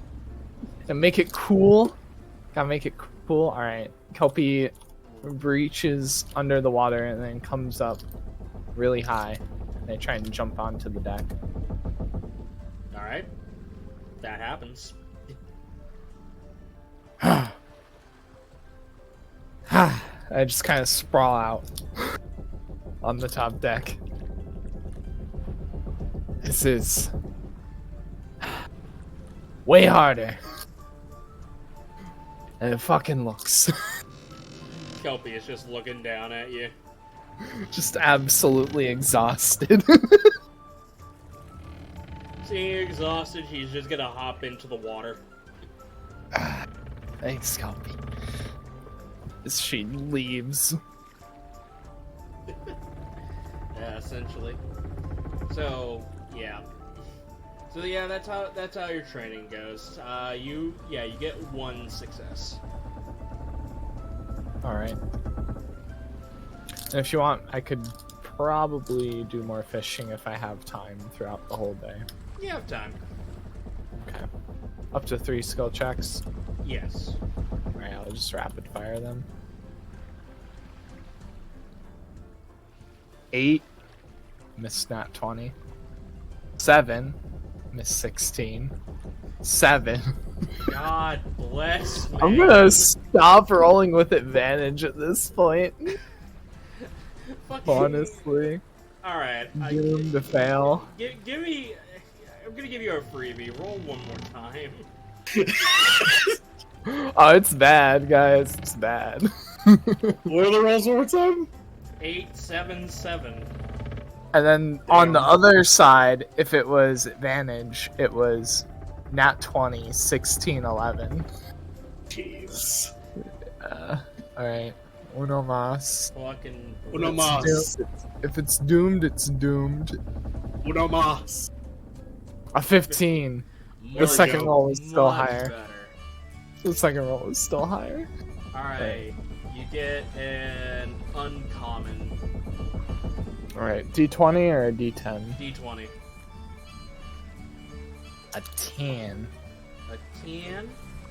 Mm-hmm. Alright, so yes, you go ahead and it's like, actually, first of all, roll me 2 more D20s. We'll count this for the failures. It will be a 12 and a natural 20. Okay, so let's get the junk out. All right. So for the 12, you pull up some seaweed. You know what? I'll try and use it in. I'll try and ask Sips to incorporate it in the dish in case I catch a fish. Is what Gaines will think this time. As he casts his rod again. And for your nat 20, for your junk, you find a leather pouch. Oh. Like a coin pouch, or? Yeah, coin pouch. All right, not bad. You actually hear some jingling within it. I'll be like, that's odd. And open it up, peeking inside. Add 10 gold pieces. Hey, that's a nice little payday.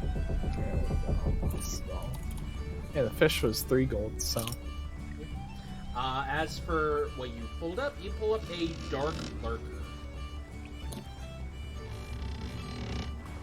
Dark lurker? Yeah. Let me find it.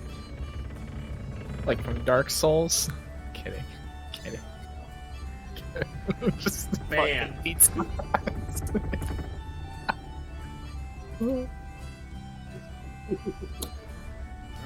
Or did I look at the one? Did you look at the freshwater one again? No. I'm looking at the seawater stuff.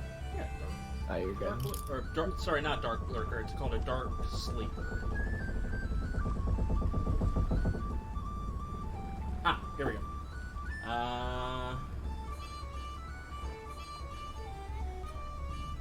Is it kind of like, I think I know what those are. That you shouldn't. No, like a sleeper fish. Oh, yeah. Essentially. Okay.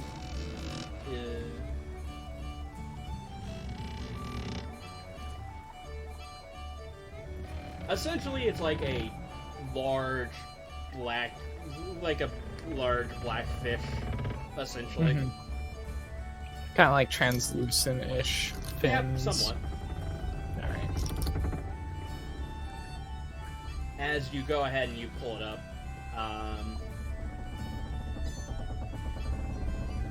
yeah. So, yeah, you pull up a dark sleeper. If you want to sell it, it'll be 10 gold pieces.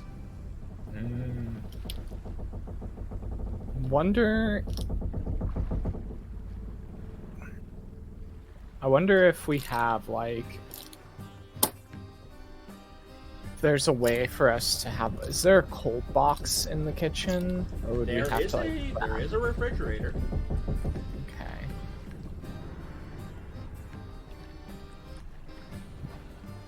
Like medieval fridge or fantasy fridge? Fantasy fridge. Okay. Magic exists, motherfucker. Yeah. Yeah, it's basically using a ice crystal, a lesser ice crystal. They essentially made a metal box and added a ice crystal, ice essence shard into the back of it, so that way it'll be, cold all around. Alright. I want to freeze it, but cold box will work. I will wrap it in, like, parchment paper, basically. And I'll shove in the cold box for later. With what parchment paper? Hopefully we have some below decks. I'm gonna say that it came with... I'm gonna say it came with the moderate meal. Okay. Or modest meal. Fair enough. There's, like, parchment paper for storing shit. I'm not gonna be a stickler on that. But, yeah. I could go through like the toolkits and like explorers packs and try to find something that could be parchment paper, but I appreciate it. You know what you could do, Sips? Get some rice spoiling, dry out the seaweed. You can make sushi with it. True. Let me catch a few more fish so we can have a seafood buffet one night. Because one fish isn't gonna feed the whole crew. Yeah, no. I think I'm gonna bump it up to where you can fish 5 times a day. Thinking about it now. I also have the training, but we're like not doing anything at sea. Yeah. So yeah, I mean, if you want to, you can roll 2 more times if you want to. I'll roll 1 more because you gave me the grace roll. Okay. A 9. Another d20. You're just forever cursed. Forever, dude. Holy. Fucking, we made this into a big thing. Like, oh yeah, you're gonna be fishing. We're gonna add some fishing mechanics. It's gonna be a great time. And you're rolling like shit. Yeah. All right, give me a d20. What do we get? Foe. A 4. You pull up a tangle of weeds.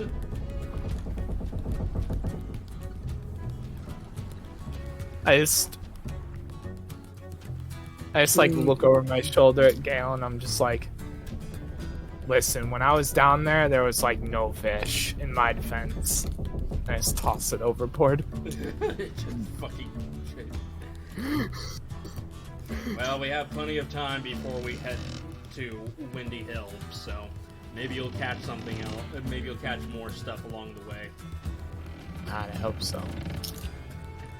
Alright, Starzin, what are you doing today? Okay, so both projects from yesterday are done, right? Both projects are done, yeah. Alright, cool. So, I guess... Okay, how long would it take me to work to make a piece of armor? Do you have the materials for it? Yeah, it was part of the material purchase I made. Oh, it would take you... I'll say it'll take you a day to... actually, roll me your Tinker's tools, and then we'll go from there. Okay. So, let's roll Tinkers, and I'll tell you what I'm planning. Or, not Tinker's, smithing tools. My bad. 17. 17. Yeah, it'll take you a day to make this armor that you're planning on making.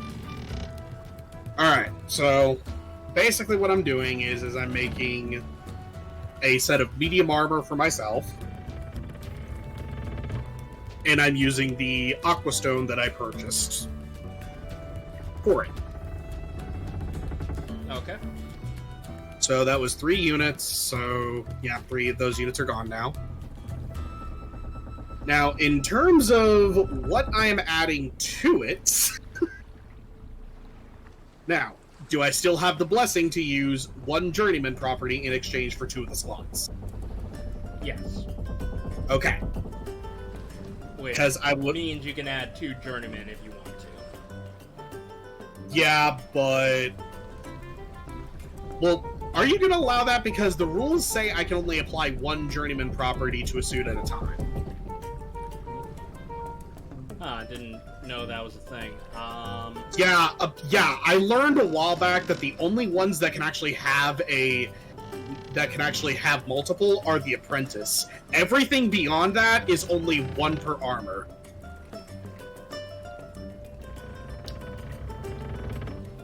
If you already have a plan for the journeyman plus 2 apprentice, we can go with that, and I'll look into if you can add 2 journeymen later. Alright. Well, I did have a plan for 1 journeyman and a couple for the apprentice. So, the journeyman property is actually going to be the mithril property.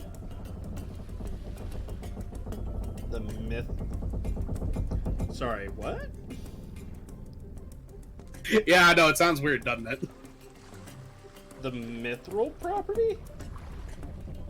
Yeah, so here's what it is. The suit of armor is made of mithril, a light, flexible metal that is as strong as steel. Armor made of mithril weighs half as much as normal, has no strength requirement, does not impose disadvantage on stealth checks. It increases the maximum dex bonus by 1 if it is allowed 1. Medium armor made of mithril can easily be worn under hidden normal clothing. No, I'm not a... No. Okay, why? Because I have mithril metal in the fucking thing. Yes, but like, this is... You can't make mithril out of nothing. Okay, well, here's the other thing, because I actually did look at the mithril stuff. It does... This essentially gives me the benefits of Medium Armor Master without having it. Because I know mithril doesn't increase the dex bonus. That's mostly what I'm wanting to get from it. Why is that shouldn't be a thing. No, that's what's in the book, dude! I know it's in the book. I don't agree with the book. Maybe if you had mithril material, I would allow it, but no.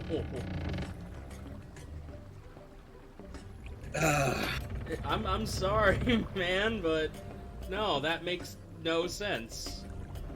Okay, because we both didn't know about this, will you allow me to buy additional mithril? Yeah, I'll let you buy additional mithril. Okay, how much? Okay, now here's my question. Can I still get the benefit of the Aqua Stone, even though I'm adding mithril? Yes, I'll allow that. Okay, now how much mithril am I buying? Do I still need this 3, or can it be less because it's an added component?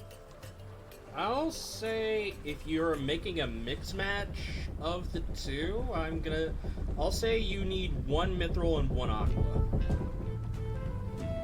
So 1 additional aqua, 1 mithril. Yes. Okay, that's gonna be 250 plus 100, so Actually, wait, hold up. Let me check blacksmith. Oh, right, you need 3 units of material to make armor. which I did buy for the aqua. Alright, I'll say you would need... God, this is an interesting dilemma. Why would they add this on here? Okay, try to remember this is for a class that I don't have access to. Well, it has nothing to do with the class. It has everything to do with the fucking metal. Like, if the metal like that already exists, it's not... I transformed this iron breastplate into mithril because... The craftsman is weird. Let's agree to that. I'll say... Yeah, I'm calling it right now. If it has something to do with, like, a metal that's already in... that's already in my book or something like that, like, anything along those lines I would change, because if you would need the actual metal to use that ability. Okay, well, on the bright side, the only one would be adamantine and mithril. That's it. Okay, yes, you would... Those are the only ones. Everything else is actually pretty average. I think what I'm gonna do... Yeah, I'm gonna say you're gonna need 1 unit. 1 unit of mithril, 2 units of aqua. Okay, so then... Like I would need to take... I feel like this should have been a thing you should have told me about beforehand. You didn't ask. You should have said something, so we wouldn't be in this dilemma. Why did you ask? I didn't know it was a thing.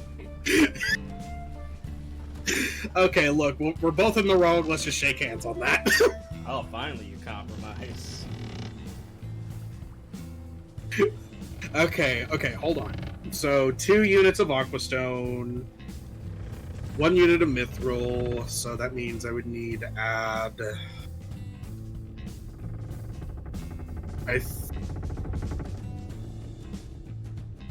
Give me 1 second. 300 plus 250... That'd be 550 total. I had 727 minus 550. Okay.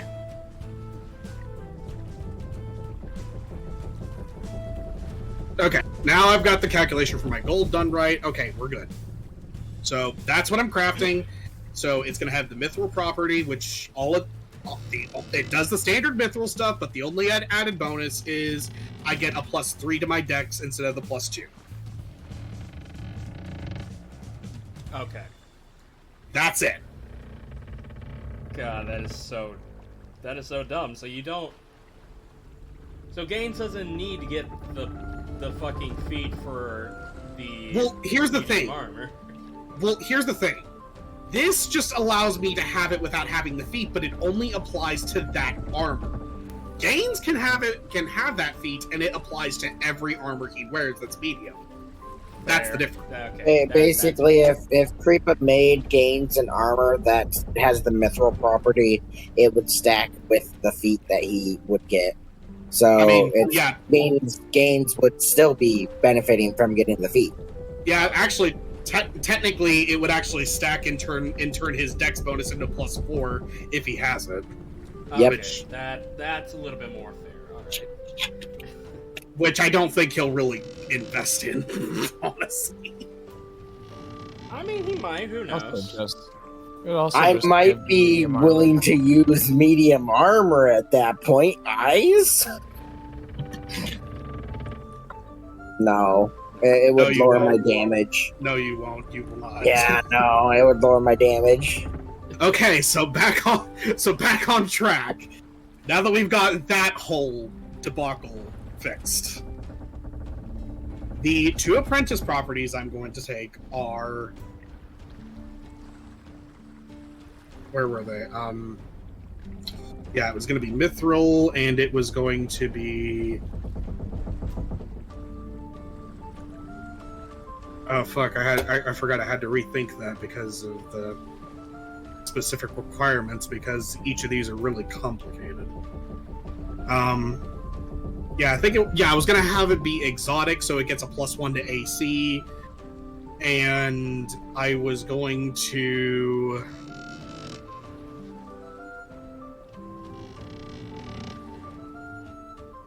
I was gonna give it the.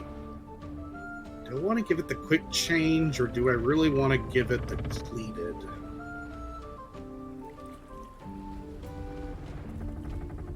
I'll give it quick change. No, there really isn't a reason for it to have quick change at the moment. Actually, you know, I'll this is better. I'll give it environmental. So it'll have exotic, environmental, and mithril. So environmental, while wearing this suit of armor, you can ignore detrimental effects of temperatures as low as -100 degrees or as high as 300 degrees. Correct. Yep. Alright, so you managed to make it thermal dynamic. Yep. I figured that might be more suited for the circumstances for now. Alright, yep. I can agree with this. So you go ahead and it takes you about a day to get it all crafted, but by tomorrow you would have your aqua mithril armor. Yeah, you would have your aqua mithril armor. Fuck yeah. Is there anything else you would like to do? What, like the next project? Or, you know, talk to anybody, anything in general. I'll just kind of check on Harvey, make sure that his projects are going all right. Kind of do a once around with everybody just to make sure that everything's going okay. You know, like take a break from the crafting and then just check on everybody, kind of thing. All right, Harvey's fine. You just see him drawing up blueprints for a bomb idea that he has.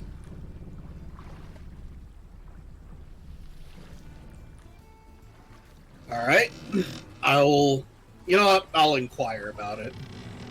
New bomb idea, Harvey? Yeah, I got an idea. It's just gonna be awkward to ask for the materials for this one. Why do you say that? Well,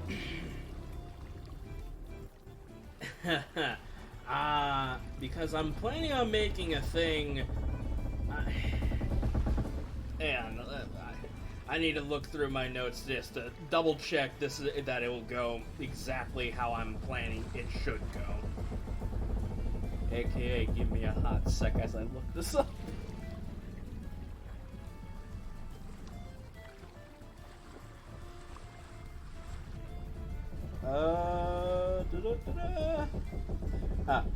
Yeah. So essentially what I'm planning on doing is making a bomb that will... It's not going to deal any significant damage. However, it'll basically coat each creature within basically the blast radius of the substance that I'm needing. And if done correctly, they're not going to be capable of either dashing away from us or disengaging from us in combat. So it's gonna be like a sticky substance? And there's the awkward bit that comes into play. I kinda need sips for this one. I'm here. You're not in the... Are you in the alchemist room? No. He's in the kitchen. Yeah. I'm in the kitchen. I'm gonna need sips for this one.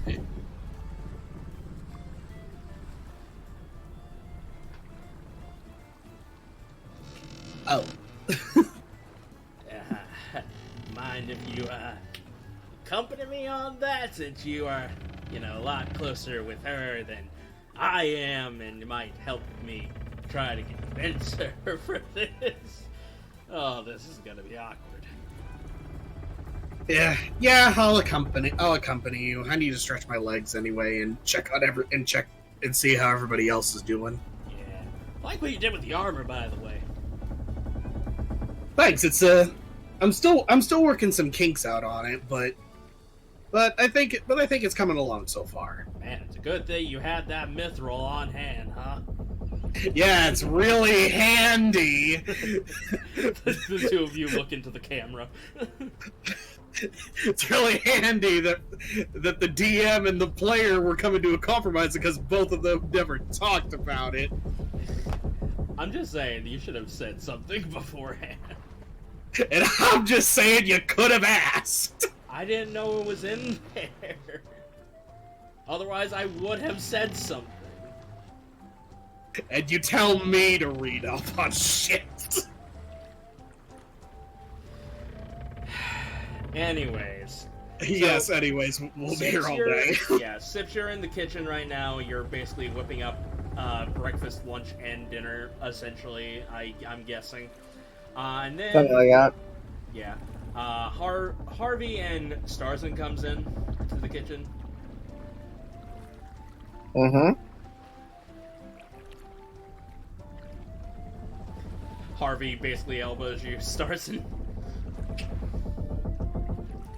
Well, what is it, boys? Well, She's like chopping. She's chopping a cucumber right now, and each time it's like whoop, hop, flop, flop. It's like a loud chop noise.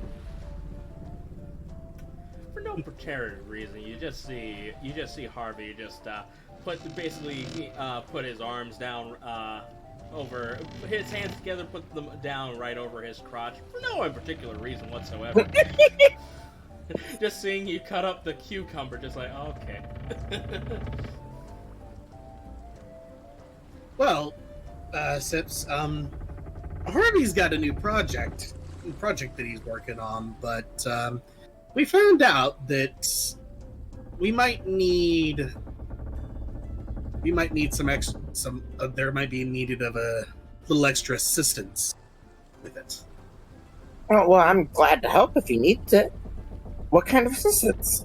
What kind of assistance? As she takes the cucumber, she kind of like puts into a pot, and now she takes a bratwurst and she slaps it down hard onto the thing. And Chop, chop, chop. Oh my god. She's making stew.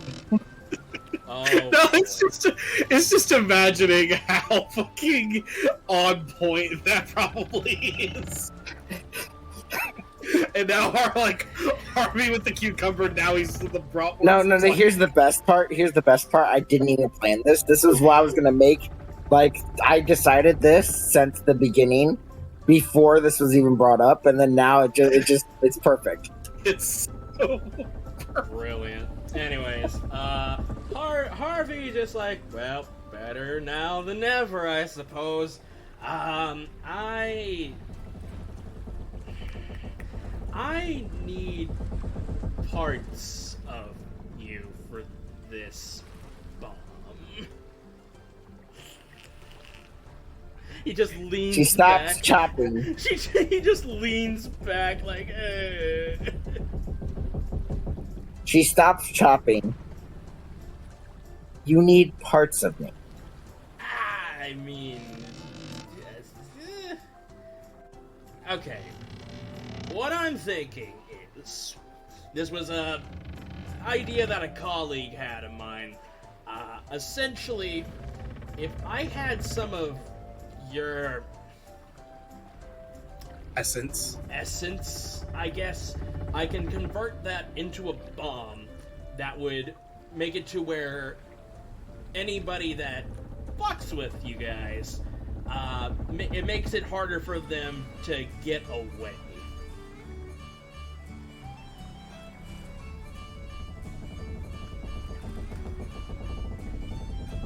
To give you an idea what this bomb does, essentially, it coats the opponent, making it to where they cannot disengage or take the dash action, and they must take an action to get the stuff off of them. they get gooped. So, They do get gooped. since I am not familiar with your anatomy or anything like that, do you, like, have any residue or something along those lines? She smiles and says, I'll drop some off later. Oh my god, she's gonna piss in a bottle. No. As stated, with my ooze potions, they lose their effect after 24 hours. I see what you're doing. Yeah, that's actually really smart, considering at that point it's just ooze. It's just ooze. Alright. Oh, well, that was easy, alright. As soon as you can get those to me, the better. I'm gonna go ahead and go back to my workshop and make sure all the calculations are correct. Yeah, Yep. You do. She you do that, continues Harvey. chopping the bratwurst. Okay, I'll see you later, Harvey. It's like you slam down the I knife. slam down one more big chop and I push it all into the pot. There's like a moment where fucking Harvey just jumps at that and says, okay. You good in here, Sips, though? Oh yeah, I'm great. Just getting stuff ready for, well, lunch, dinner, breakfast, whenever whoever comes to eat. I mean, we're all having the same thing for each of them for the day.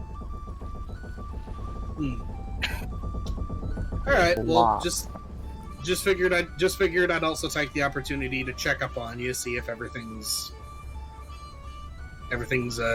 going okay here. Oh, everything's all right. By the way, did Harvey seem a little bit skittish just then? He was just more sure that he didn't know how you were gonna take it. I mean, I give parts of myself basically to everyone. But, like, that's literally what my potions are made of. Right, and I get it. It's just, but you also got to remember, Harvey hasn't been around us for all that long, and even less so when we've been out journeying. So, he's not sure how anybody would take such a question. I mean, you gotta remember. I think if he asked most girls for their essence, they would be upset, though. Exactly the point.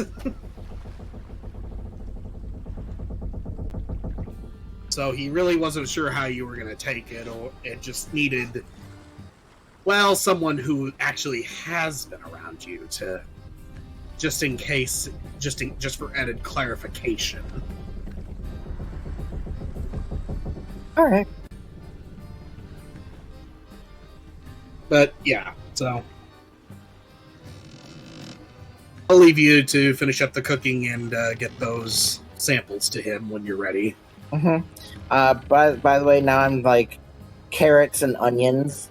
I'm chopping those up. I'm ready to put them in the pot.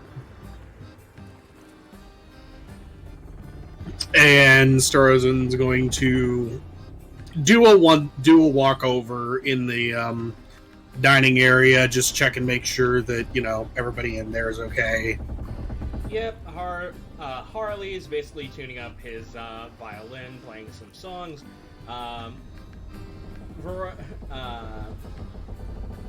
Shock Reyes is sitting down having a good ale before he heads off to his room. So essentially you guys have like a day and night kind of thing for you guys to keep traveling. So Shock Reyes takes the night while Jim takes the day. Right. Damn it. What was the damn it for? Because I can't talk to my boy. I mean, you can if you want to. I mean, I would have to stay up to talk to my boy.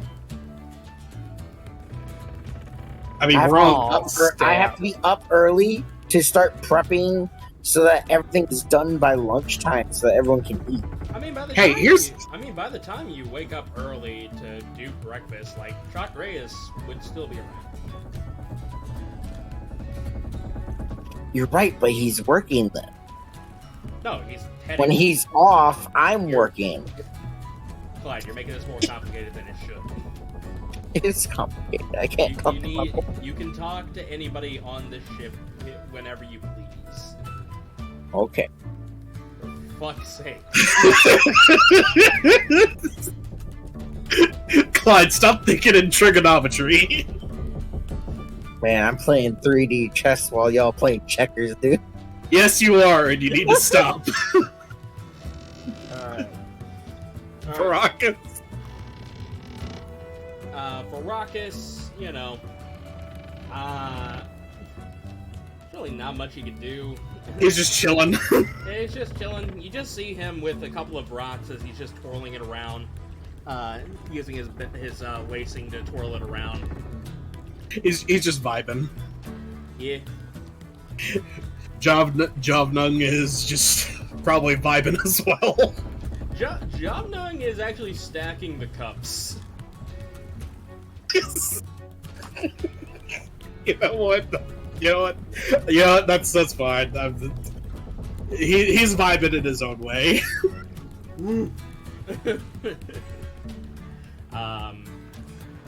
And I'm assuming Iris is still sitting on the ice. Yeah, essentially. I mean, she finished up the plate that you gave her.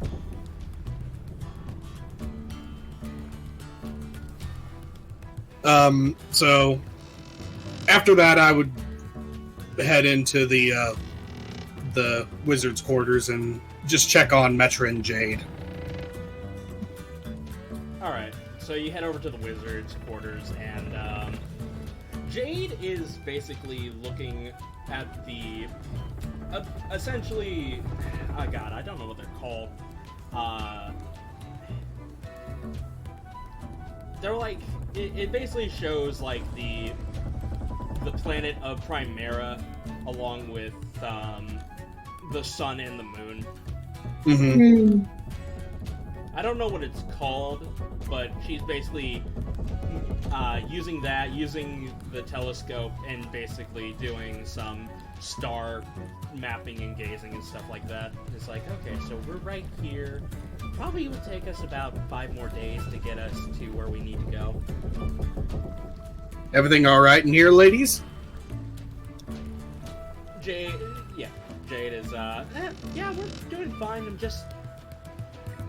just fascinated that your kind was able to create something like this. It's actually very accurate. Yeah, really, I haven't really. I'm also going to assume I personally, like in character, haven't seen much of them. So. Yeah, well, Metra is just basically looking over her books, making sure that her spells are prepared. And she turns around and is like, yeah, we're doing all right. Is there anything you need? No, I'm just checking on everybody, make sure everybody's good, they don't need anything, kind of thing. All right. Figured I'd take a break from the workshop for a bit. That reminds me. So since I brought all my research and books and stuff along those lines, feel free to let me know what type of books you want me to stack up, and I'll make sure to have them up. So essentially what the Arcane can do is, if you tell Metra, like, hey, I want to look up bestiary stuff, like monsters and stuff along those lines, it'll take her a day to get it all organized and stuff like that, but she'll put it on the shelf so that way you can research it. If you want to look up arcane magics and stuff like that, it'll take her a day to get that all organized, but it'll be ready for you to research. Mm-hmm. I was actually thinking about that. Yeah, so essentially, tell her what you want to research. She'll replace the books in the proper, replace the books to where it'll be easier for you to research, and it'll be up for you guys to start investigating. Right. Okay. Well, I've got nothing on that mind at the moment, but yeah. Well, once they basically just give me the okay that everything's good, I'll return to the top deck, and since Gale and Sage are up there, I'll even check in with them. Yeah, Gale is just continuously just piloting the ship, while Ember is just looking over the side of the ship and just admiring the open sea.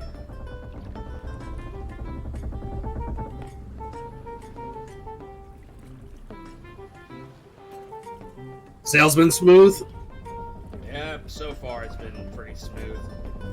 However, I will say, Gaines hasn't had much luck in the way of fishing.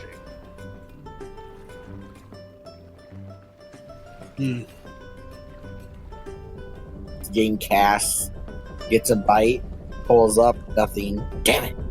Recasts. Essentially, yeah.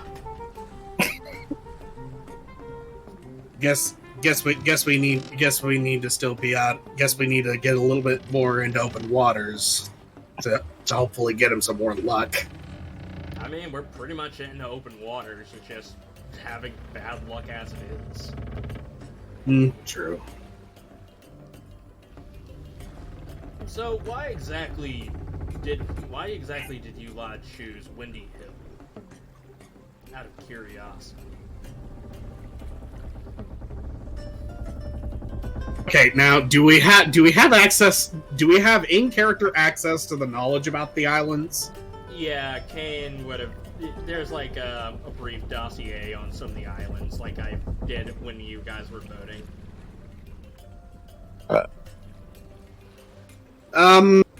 Well, when we put it up, well, I was personally voting for Windy Hill to go there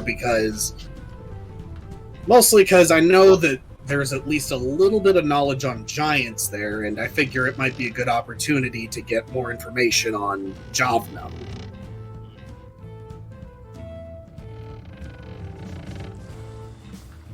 I mean, that might be a good start. But didn't Harvey say, like, there was stories about the Dwarven civilization living in a giant monarchy in the Grand Sealy? He did mention something about it, but Granted, we're nowhere. Granted, nowhere. And granted, it would be worth investigating, but we're nowhere. But we're not. But we're nowhere near the Grand Sealy at the moment. And honestly, I'd prefer anything that could give us some information, no matter how minuscule, would be more beneficial at this point. I see. Well, if you're gonna seek knowledge, there's no better place than asking the Cloud Giants. Let's just hope that they are. Let's just hope we can get off on the right foot. Just don't insult. Just don't make any remarks or insult them on their intelligence, and you should be fine. All right. Respect the intelligence. Or don't insult it, for the matter. But yeah, got you. I got you there. As for where we go after that, that's kind of up in the air. But I figured at least Windy Hill Island is a good start for now. Plus, who knows? Might find some work out that way. Maybe a couple extra hands. I will say, if we're planning on going to Blizzard Waste, I will say that we probably need to map out a good route for us eventually on what islands we need to hit. After all, we are on a bit of a time limit. Yeah, I know. I'm hoping we can map that out at least at some point before we get to Windy Hill, or even better, before we leave Windy Hill. But that'll be a discussion to have with everybody. That'll be a discussion to have with the captain when the time's right. Yep. All right. Sage just been admiring the sea. Yeah. I've always had her. When it comes to transportation, I've always had her stuck in her room. Didn't want to have people. I didn't want to risk people finding out about her, but with the company that we have, her being, I'm okay with her being a little bit open to things. Yeah, I can understand that. I mean, after all, it's for her safety. Yeah. Speaking of, I've actually gotten an idea for a doll for her. Gale looks like turns his head over to Ember, and she's too focused on the waters as he's like, okay, what's your idea? Well, ever since she asked for help with making some of the dolls, I figured that there'd be a good opportunity later down the road that if I could make something that helps with making them, she may be able to learn how to make them herself at some point. Nice. Okay. I'm still working out a concept for it, but the general idea will at least help her learn how to do it herself. And plus, she'll still have me and Harvey there if anything happens. Or mostly just to keep an eye on her. All right. That sounds like a good plan. Well, I'll leave you two to sail and admire the sea. Will do. As he goes ahead and continues sailing. Gaines, you been alright? I heard you were having some trouble with some fishing. I don't want to bring up the bad luck. Pulls up a boot.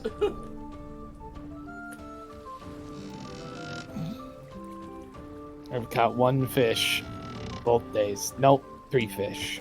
Well, 2 fish, 1 crustacean.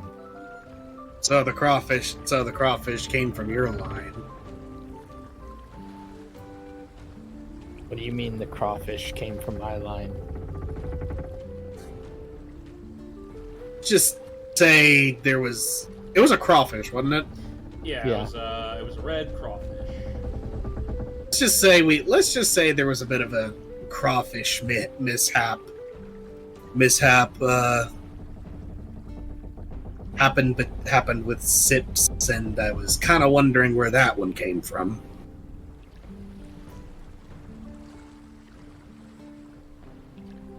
She didn't just kill it and throw it in the cold box. No, she did not. She thought it was a better idea to keep it fresh and alive for a little bit. Where would we keep it fresh and up? Oh, fucking heck. As he just kind of puts it together.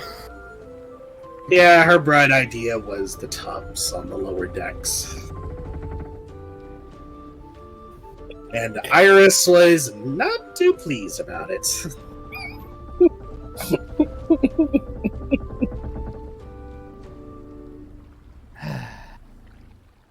Big brother's gonna come talk to little sister.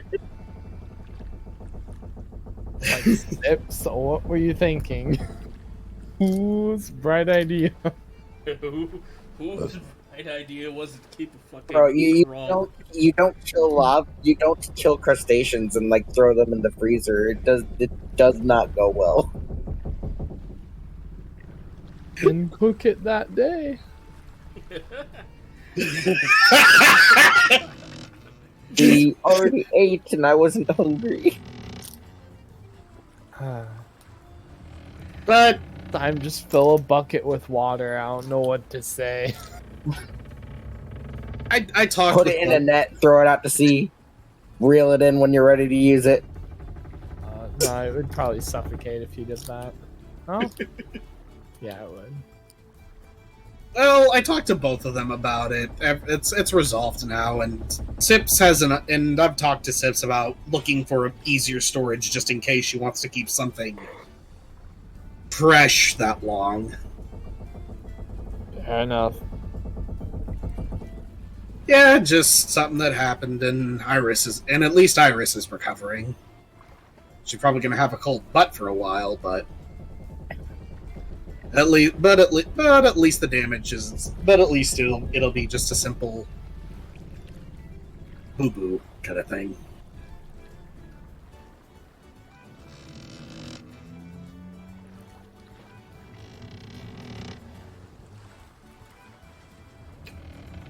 There's not a pocket comment there. A really out of pocket comment there. Like, she'll be fine, but what about her business? Well, that's for him to take care of. Yeah, that's. Yeah, that's for me to deal with later. Don't worry about it. After that, I'll coach. She's working with damaged goods. Shut the fuck Alright. Sips, is there anything you would like to do? Well, I already rolled for cooking for the day. 24, by the way. Alright. What did you cook up this time? Like I said, I was making a pot of stew. With some crawfish in it. No, the crawfish was served to Iris. Okay. This one stew has bratwurst, tomatoes, carrots, some cabbage, couple other ingredients that look like a schlong, cucumbers. Yeah, it's just a stew. Don't worry about it. It's just a stew. Don't worry about it. Yeah. So yeah, you go ahead and you serve the stew. Everybody enjoys it. I come over here. Last person I would.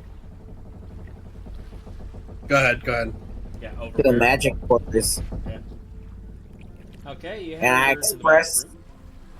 I express an interest in learning about magic. Okay. Specifically, a style of magic that would go well with my fighting style. The slippery slope that Clyde goes down. You'd have to be a little bit more specific, buddy. Do you have any books? But like Sips wouldn't know this, but she thinks that magic would be able to help accentuate. Okay, out of game, what are you looking for? Blade Singer. Okay, I want to work on being able to get some levels of that. Okay, that's what I was mostly looking for. Okay. So as you walk in, Metra's basically looking over her notes and stuff like that. She sees you coming. It's like, oh, hey Sips, what brings you to my library? I was thinking maybe I could learn a little touch of magic, just a small touch, to help along with our travels. Oh, you're interested in magic? Just a little bit. I think well, it would be helpful to have some in my repertoire, especially if there is a certain style of magic or casting that would accentuate my battle style. Well, most mages aren't really designed for combat per se. They mostly deal with either enhancing, debuffing, or causing a lot of damage to their foes from a distance. But I can check my library to see what I can find. Just give me 1 second, as I'm gonna go ahead and have her do an investigation. An investigation.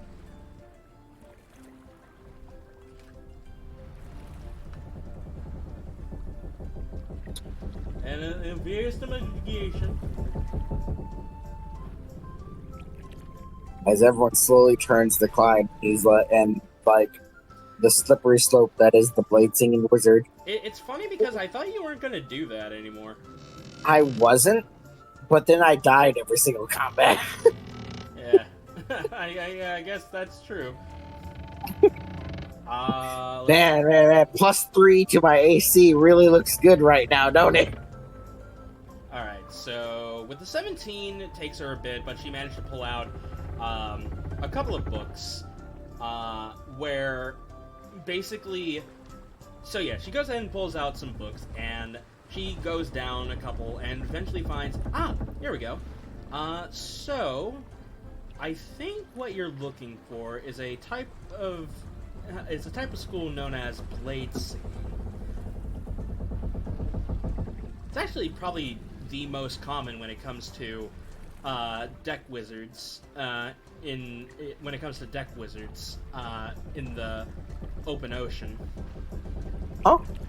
Essentially, it stems from using their weapon as like an arcane focus and basically singing a melody. Some sailors sing sea shanties to resonate and create magic. Oh, that actually sounds interesting. Can I see that book? Sure thing. You can take a look at it. And that's what I'm going to be doing, is I'm going to be sitting in here and I'm going to be reading the book for the night. Yeah, you go ahead and you read it, and essentially it's basically telling of, like, different kinds of... Like, it's basically it's a subclass of wizard where, you know, the essentials of, like, they use their weapon as an arcane focus to cast spells, along with singing a melody or a hum or something along those lines as, like, the verbal components to casting the spell. But for those that are of the blade singing variety in the Leviathan Empire, are more common to sing sea shanties than actual, actual melodies. But do it with what you wish. It is your subclass. Yep. Alright. After that, I'll say, could you? I will say, can you roll me a intelligence? Or actually, can you roll me an arcane check? I'll roll this in public. That's an 8. I rolled shit. It's a bit complicated to understand. Yeah, it's a bit complicated to understand because it's basically using the weave into a melody, and I don't think you understand how the weave works all that well. So trying to understand how a blade singer works with the weave through song and their blade is a little bit out there for you. But Metra is willing to help you with understanding the arcane. Nice. That would be very helpful. All right. I would tell her I am interested in learning this. It's just a little bit complicated for me. Yeah. Could you maybe help me learn this? Of course, I'll more than happy to. Let's start with the basics first before we start diving into the more complicated aspects of it. I think the first spell you should learn. Let's see here. What is a good spell? Prestidigitation. It's a simple, clean spell, won't cause any damage, and can basically be used for anything. Most important fact, won't cause any damage. Yeah. All things considering. That's what you think. Until I use it to singe someone's ass or soil someone's pants. Well, yeah.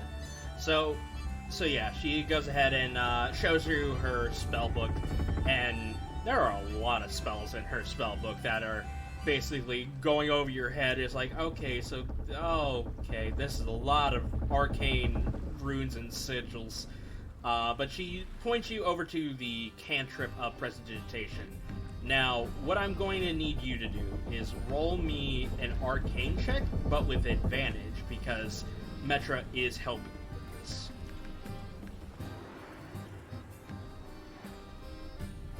21. 21. I have a good arcane. I have a good arcane for not being proficient.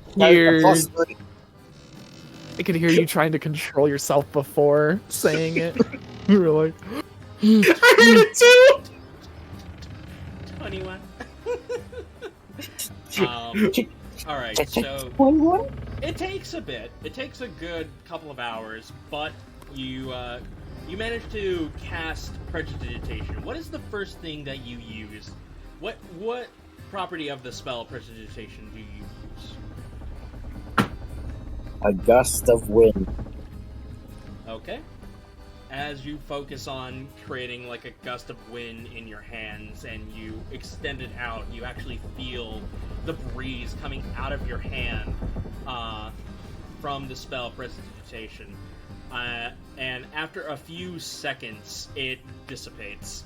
But you see Metra like nodding her head at that. It's like, wow, that's a very good attempt.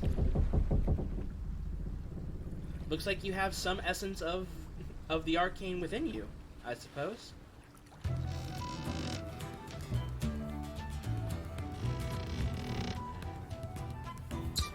Don't know what to say about that.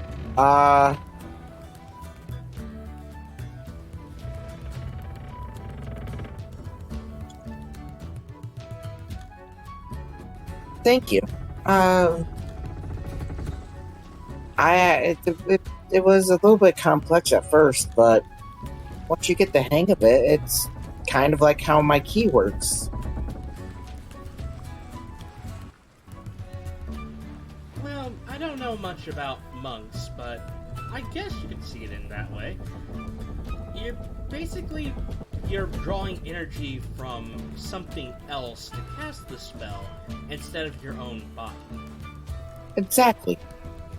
Instead of the magic coming from within me, it's coming from the world around me. It's a little bit more complicated than that, but yeah, sure. We'll go with that.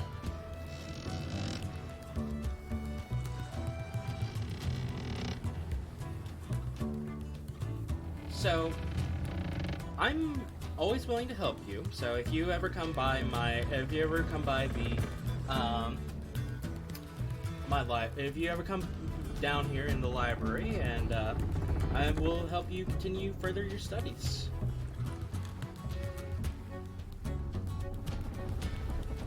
Alright, I'll come back. Possibly tomorrow. Alright. I do have a lot of things I'm doing. I have to help Harvey, I have to cook, and I have to keep up my monastic training. Well, I have to keep up my training. Alright. Well, I guess I'll see you tomorrow then.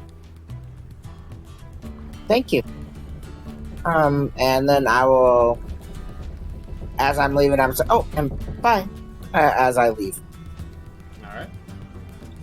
And as you leave, and the day settles in, I then go by Harvey's to drop off the ooze. Alright.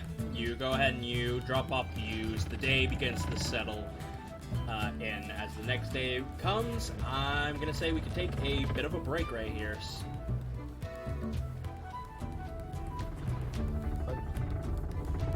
So yeah, with that out of the way, we'll be right back. And we're back! Alrighty, so to expedite things a little bit more, a little bit quicker, I'm gonna have you guys do 3 things you want, 3 things you could do within a day. Does that sound fair to everybody? Yep. You got it. Okay. I'm gonna take sips of silence as a yes. Yeah. Perfect. Alright, so starting off with today, I'm gonna go off of order that I see. I'm gonna say Creepah. Day number 3, what do you do? Alright, so the one thing I'm going to do is I'm going to use the remaining Aquastone to make that to upgrade my arm and give it Aquastone. Okay. So here's the thing. I like to imagine that Aquastone is basically dead coral that's been hardened to be crafted and molded. Mm-hmm. So as you go because it's not metal, it's actual stone, but it can be adjusted to fit and it to make into armor, weapons, and stuff like that. Mm-hmm. So you go ahead and you start crafting the thing. Yeah, you start crafting the material to upgrade your arm, and I think based off the rules that we went off with, it can be replaced, but if it replaced, it would destroy the material that you have on it. Oh boy. Or, yeah. So. Well, I would have advocated for interchangeable, but I mean, if that's what you want to do, we'll stick with it. Hey man, you left it up to me. You could have had full reign on that. Matter of fact, I gave you that choice, and you said it was up to me. So this is what we're going with. All right. So your old arm is going to become scrap metal? No, it's not the. No. It's basically going to be clipped onto him, but in order to take it off, he would have to destroy it and replace it. Like, his arm will still be there, it's just the upgrade that gets destroyed. Yeah. Alright. That's what I'll spend the day doing. I'll spend the day making the Aquastone into, like, plates that goes on the arm. Okay. Easy enough. You go ahead and you do so. You manage to make it into plates, clip it on, screw it in, stuff like that, and your arm can now be functional underwater. Yeah, after getting it all applied, I'll start like moving the arm around, just kind of making sure it feels smooth and stuff. Yeah, it feels like your regular arm. It's, you know, it actually feels a little bit lighter.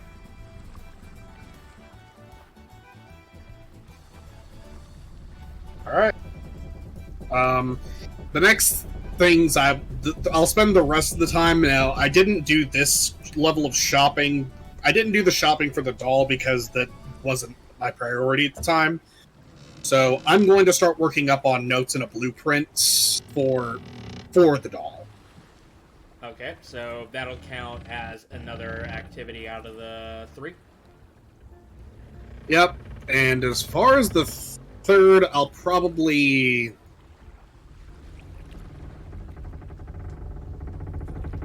I don't really have a good idea on the third one. I mean, I guess I could just waltz around, spend my third activity waltzing around the ship, just kind of checking things and stuff like that. Okay. All right. Sure there's not a feat you want to train or something along those lines? Oh, right.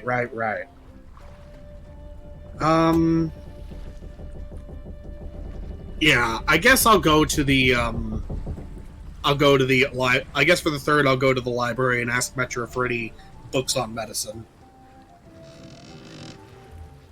Let's see here. Metra looks at her books that are filled with arcane knowledge, and she tells you to wait just a minute as she goes ahead and heads down into the storage hold, comes back up, hands you a book about basic medicine. I will thank her, and I will spend the third part of the day in the dining area reading. Okay, so go ahead and roll me a medicine check. Yeah.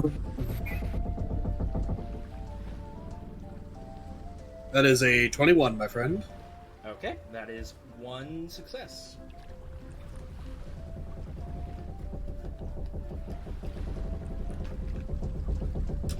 Yep, 1 success.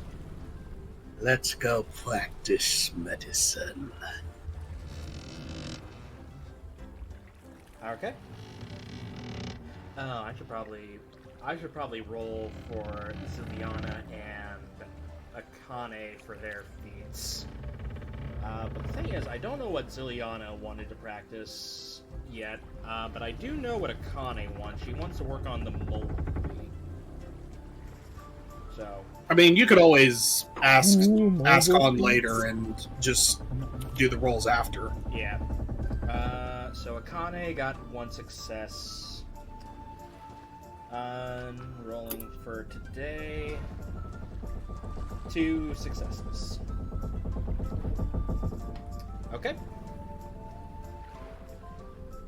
That being said, so yeah, you go ahead and you start reading up on medicine, and you start looking at the proper ways to handle certain things. Like if someone gets shot with an arrow, make sure that the arrow stays in, and apply pressure to get it out and quickly patch it up.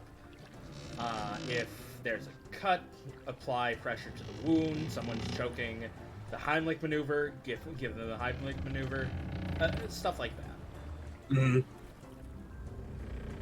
And that would be you.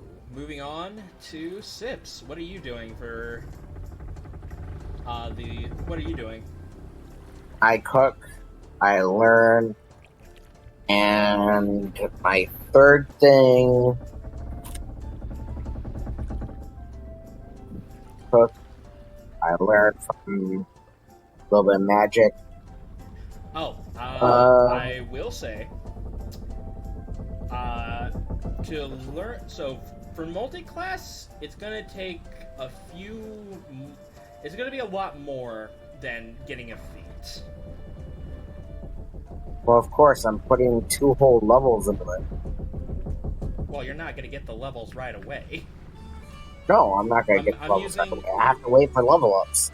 Yeah, well, you need... So, you have one success already from learning how to use... From the first teaching. You need at least... I'm gonna say you need at least 10 successes.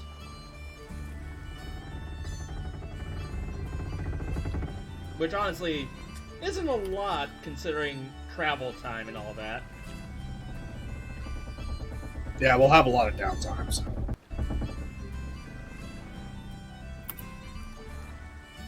So, yes. So for the first part of the day, you're going to go ahead and start cooking. So I cook. Go ahead and roll your cooking utensils.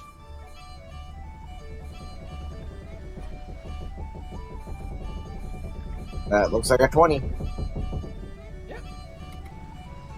At the rate you're going, you can probably make... Yeah, at the rate that you're going and how you're crafting these meals, you could probably transform moderate meals into more comfort meals. Gumbo? Yeah, essentially. Jumbo, here we go. Yeah. Yeah. Then I go over to here. I do my magic learning. Into the arcane room. Yep. Okay. Go ahead and roll me an arcane check. Looks like a 20. Okay. So, can you stop moving around?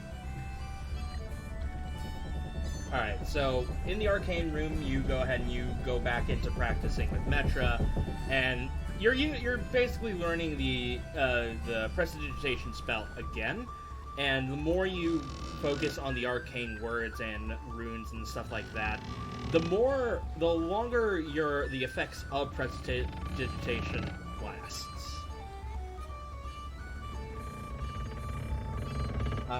And you're slowly getting the handle. You're slowly getting the handle of how magic works.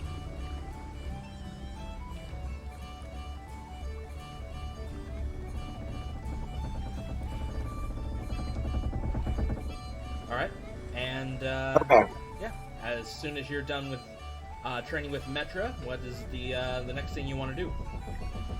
My booze potion that goes bad at the end of the day. The ones that do, because I mathed it out. I can have 4 of them, but they each last 24 hours. So I give him 1, but I didn't use any. So as I replenish them, yeah, just he gets my leftover ooze. Okay. So you give him 4 vials of your essence. He gets my leftover ooze at the end of the day. So how many are you giving him? Give me a number. I didn't use any, so I'll give him 4. And as I go to sleep tonight, I prepare 4 more for tomorrow. Okay, so let me go ahead and roll for Harvey, because this is a new thing for him, and I wouldn't count this as an entire event, per se. This is like a quick delivery kind of deal, so you can do one more big thing. Does creating my potions count as a big thing? Creating potions, yes, that does count as a big thing. Not creating those potions, creating those potions. Can you adjust your mic? It's really hard to hear you right now. Creating the ooze potions. No, that's not an ordeal for you. Okay. If you're Then I guess I work on my nimble training.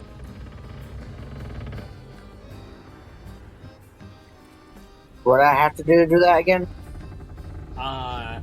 Acrobatics, but the way I'm setting this up is you can either practice learning your nimble, or you can start learning how to use your arcane knowledge, or try to multi-class. And I am...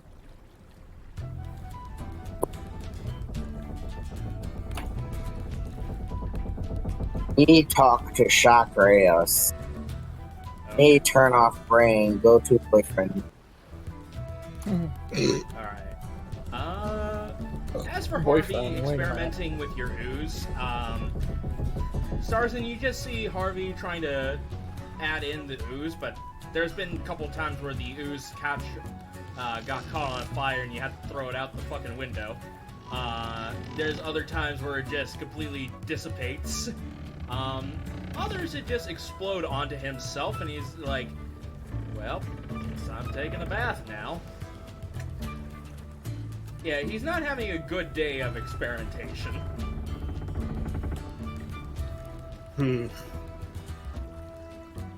Anyways, so you go ahead and you go over to Chakras. Chakras is, doing his usual thing. He's relaxing a bit after he was done with his night watch. Well, yeah. He woke up, and it's, since dawn is... since the sun's beginning to set, this is normally when he starts getting ready for his watch.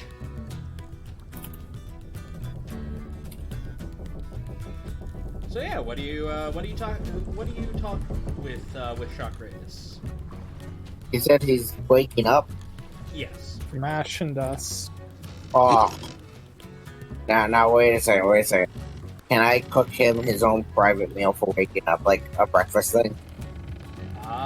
Sure, you can if you want to. Special treatment for Chakras. Do I have to roll for it? Yes. Not damn. I have to swap it. Alright, let's see, we're gonna make it public. It's obviously a wisdom check. Is your mic alright? My mic hasn't been alright for like the last couple of times I've been on video call. That 20 for 26. Oh, you make him the best fucking breakfast ever. Goddamn right. Yeah, We're doing country breakfast too. It's gonna be like country fried bacon, potatoes, and some eggs. Oh. Some biscuits and gravy. Yeah, a little bit. Well, there's gravy on the country fried steak. The steak is like battered and deep fried. Yeah. And then you put gravy on top of it. So, and you usually serve it with hash browns or potatoes and eggs, sunny side up. Yeah. So you go ahead and you whip up this breakfast for Chakras, and Chakras looks at it, is like, this looks delicious. As he goes ahead and takes a bite into it, and he's like, Oh, I figured you worked so hard, Chuck. So I made you a special breakfast. Oh, thank you, Sis. This is definitely delicious. As he basically is devouring it in the most unmilitaristic way possible.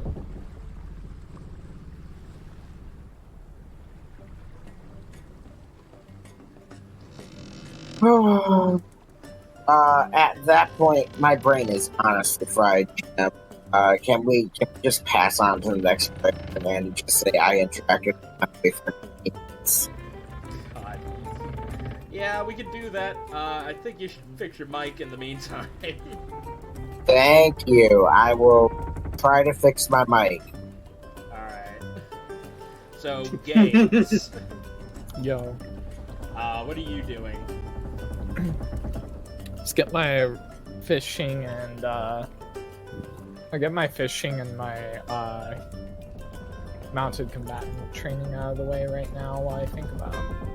Because I was gonna interact with Chakras, but if Oh, this is this is morning, evening, late, night. The 3 Yeah. months. So okay. this would be happening in the morning. evening is free for Shock Reyes, and then night, whatever. Alright. So Morning I will fish. okay. Midday I will. Roll me 5 fishing then. Let's go. Only good rolls, no bad. No whammies. Come on. Bad mojo's gone. Bad mojo's No gone. whammies. 17. 1. Alright. 13. Okay. A 20, non-nat. Okay. An 18. And a 19. Ooh. Hell yeah. We are eating good tonight, boys. Alright. God. Hell yeah. Hell yeah, boy. Roll Pulling up me. a fish feast. So yeah, go ahead and roll me 5 d20s. 13 for the first one, Alright. which was the 17. Yeah, first team. So you get an uncommon. So the uncommon is a... Okay, so you get a thing that's called a moat carp.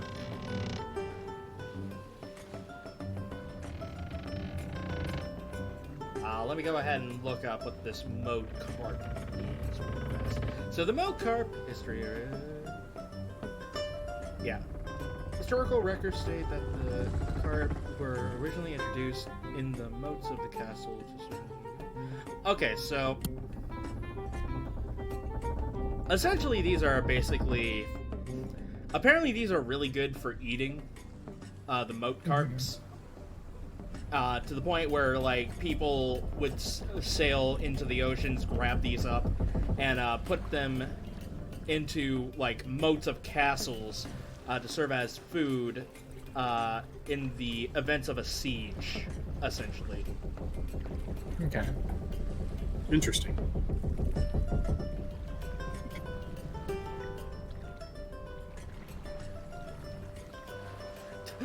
Legend has it that a man in a faraway kingdom once caught 10,000 in a single sitting. Sounds like a carp to me. Yeah. But they're worth 10 gold pieces. Okay. Alright, so for the second one, which I think would be a common... Yep, it would be a common fish. And you rolled a 6. You get a mirthful goby.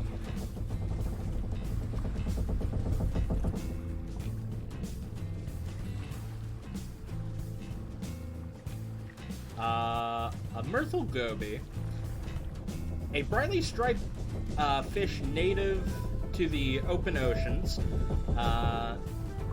Yeah, basically a brightly striped fish.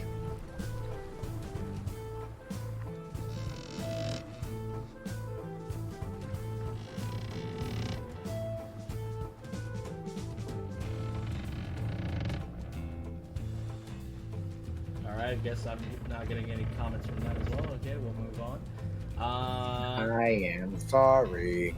I mostly was talking about games. Or anybody. How much money would it fetch, or is it just a common? So Common would be 4 GP.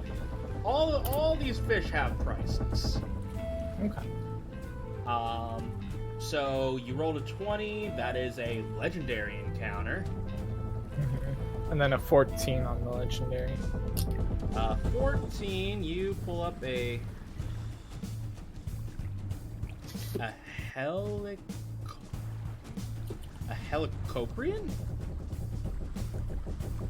A helicopter.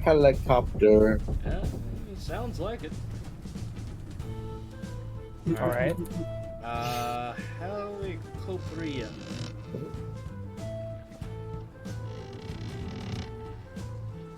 Just so we're clear, everybody in the audience, I didn't create these. I just have a PDF of fishing mechanics. Dude literally goes to Wikipedia for fish. These are all fantasy fish. Like, none of these fish are real except for the one that was for the freshwater stuff.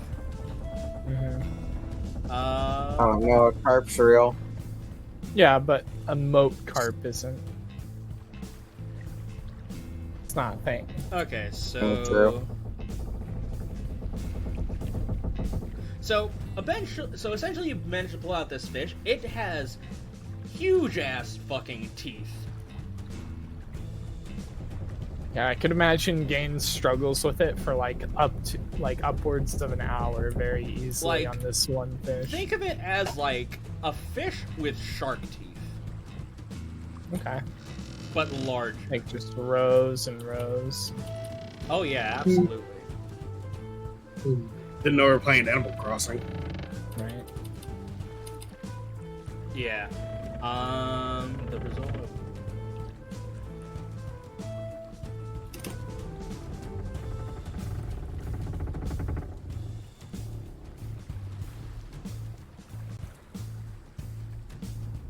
Yeah, so essentially these things are like the teeth are basically good for making like daggers out of those things, or basically tools and stuff for cutting. Mm-hmm. So these things catch a very high price at around 528 gold pieces.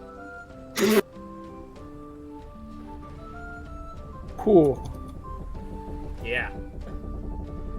Because The games like, know its value. Like, despite the fact that it's teeth, like it's bone and teeth, they're actually pretty hard as steel, essentially. Mm-hmm.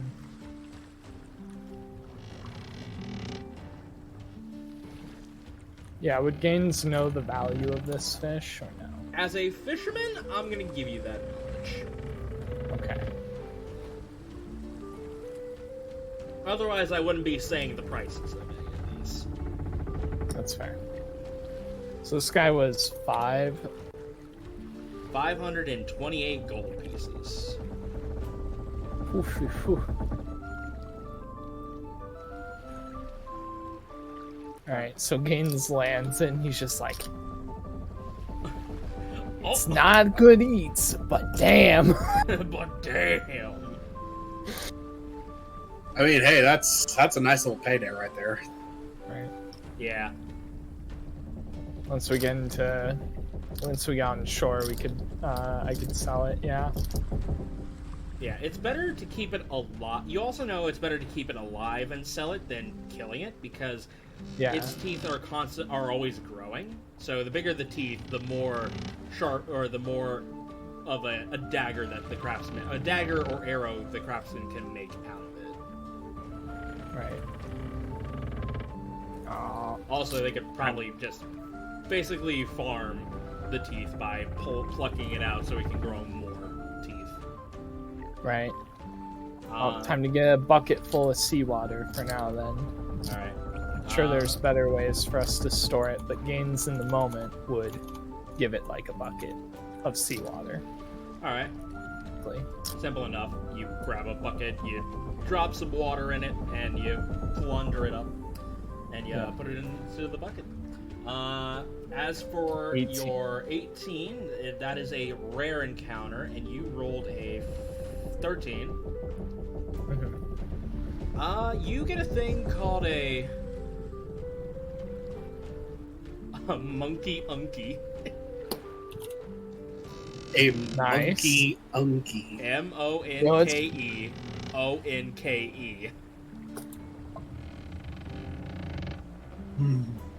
Monkey. Monkey unky. Jesus. Alright, calm down. What's funny about that is I just had a beer called the Monkey Knife Fight. No, it's a beer called the Monkey Knife Fight. So. My God. Yeah, it's a giant saltwater fish, found in more, more warmer waters.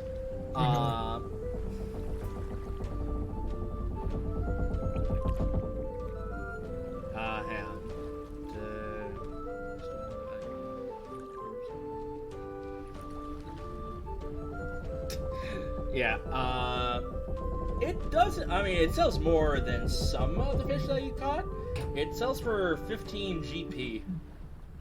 Okay.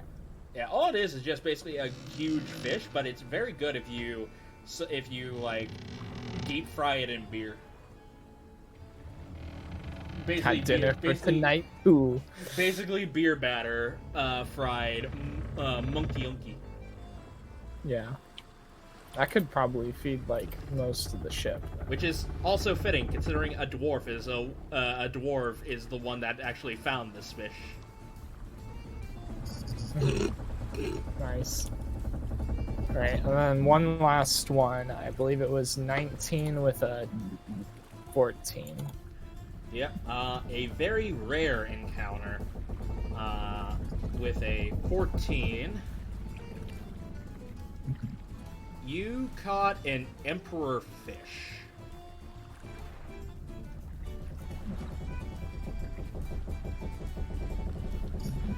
Let's see here. What is the emperor fish? Let's find out.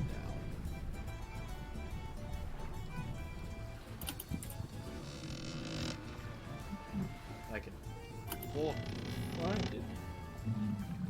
Nope, that's the rare fish.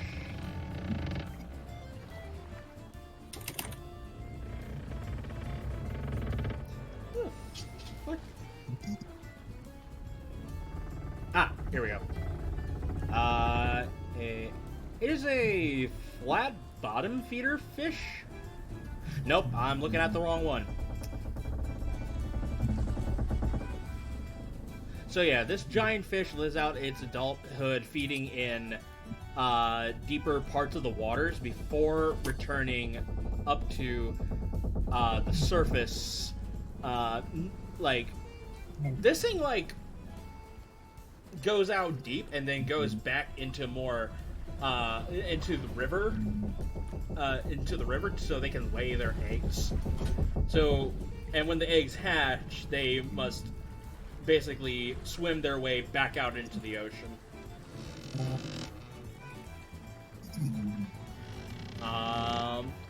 These things are worth 350 GP.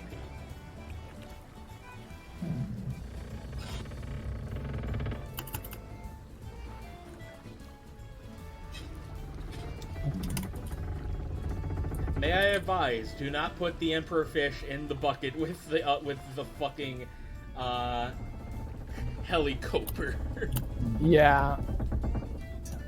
Would an emperor fish be more expensive, like retain value, if I keep it alive, though? Considering the fact that it has no use for... Yeah, it has no use. Well,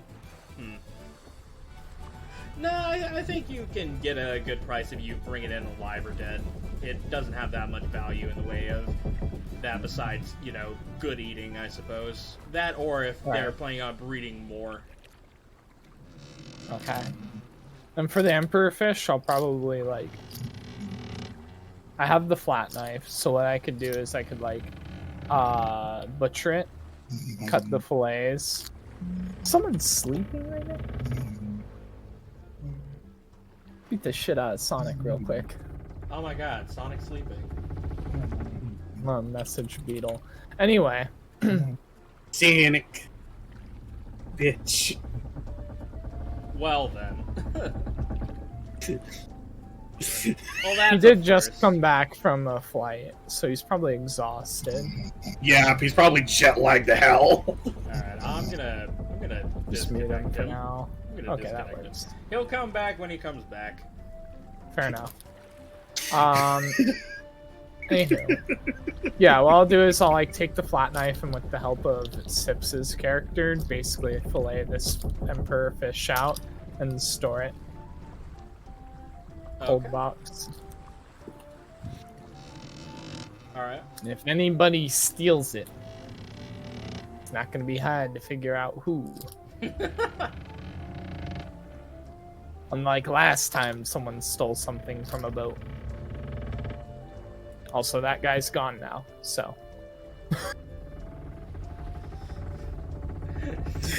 Everybody looks at Harley because he's also a bard. Harley wouldn't steal. Harley wouldn't steal. No, I wouldn't steal. Somehow managed to grab the spear from your back. Wait. Wait a minute, yeah. Wait a minute. Hold on now. Now I'll do the roll for the athletics check for Kelpie, if that's all with the fishes. Yeah, okay.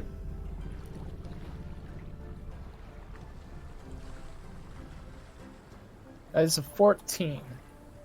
14. That is a success. Alright. Cool.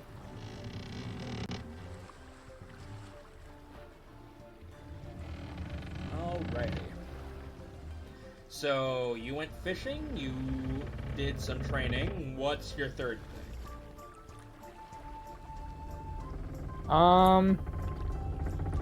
If I'm gonna keep doing this fishing business, I think it would be smart to have a better way to hold my fish. Yeah, and the Just way of an things, you don't really assumption. have anything that's good for storing fish. But if you go, probably the best way for you to handle stuff like this is if you get, like, a barrel of some kind, fill it up with water, and then put your fish in there. Yeah. You know, unless they're, you know, the fucking carnivorous one. Yeah.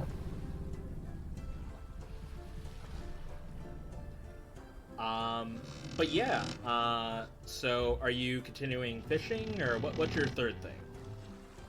I think my third thing would be I want to have, at night, a drink with Chakrios. Hang out with my boy. It doesn't have to be too deep. Just hang out with my boy. Alright. So, yeah, you, like, after Chakrios was done eating the breakfast that Sips made for him, he goes ahead and, chows down with it with a mug of ale. You come around with your own mug and you basically shoot the shit with them.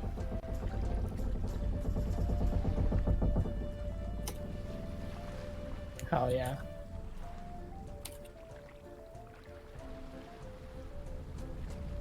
And, yeah, you basically talk with Chakrios, and, you have a pleasant evening. Good enough for me.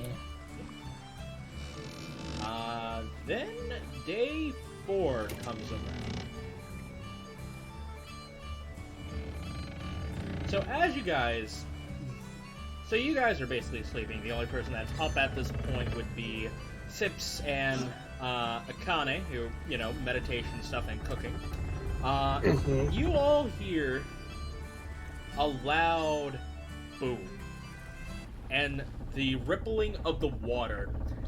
You hear the sound of waves crashing, but not in the way that you think. It sounds like something big and heavy just splashed near the water, as it's basically causing the boat to rock back and forth. And as that happens, you all wake up and you get ready for battle. You all rush out onto the deck of the ship, and you see 3 vessels coming your direction. And Gaines, you know this from past experience. Based off the way the make of the ship and the way and the flag that they're sailing, these are pirate ships. Huh. And yeah, and as you lot, I would imagine you tell this to Starzin and everybody else.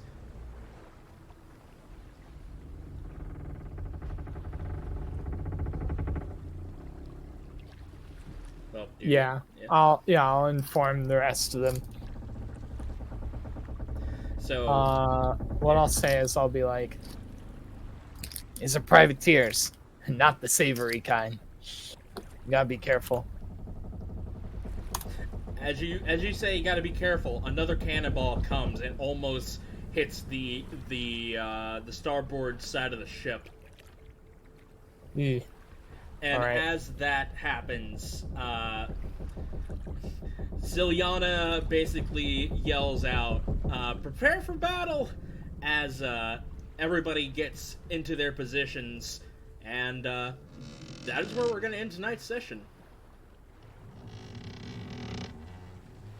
because just you two. Yeah, we're gonna need everybody here for this. Yeah, true. Oh my god, this was... I mean, on the bright side, we got to have a lot of good shit happen in downtime.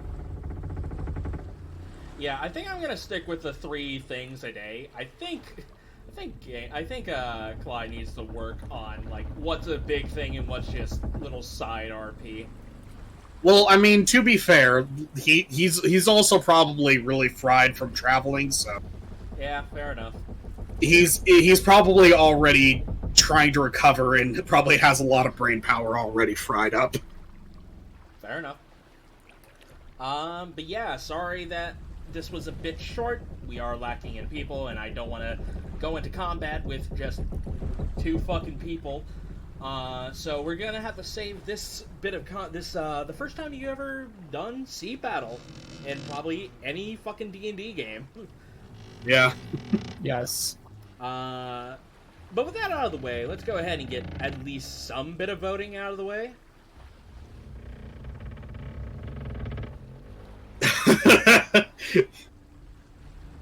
Oh. I mean, there's 3 options, so... True.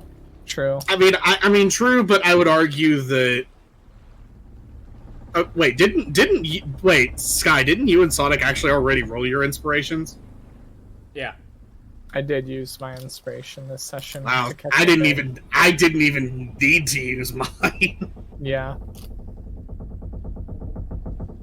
The metagame play would be to say not Creepah. But that said, he did some cool crafting. He's trying to push his stuff. Yeah, And I don't really want to vote myself, so I would vote Creepah. Yeah, I think out of the most, you probably did the most roleplay with the crew members out of everybody here. Mm-hmm.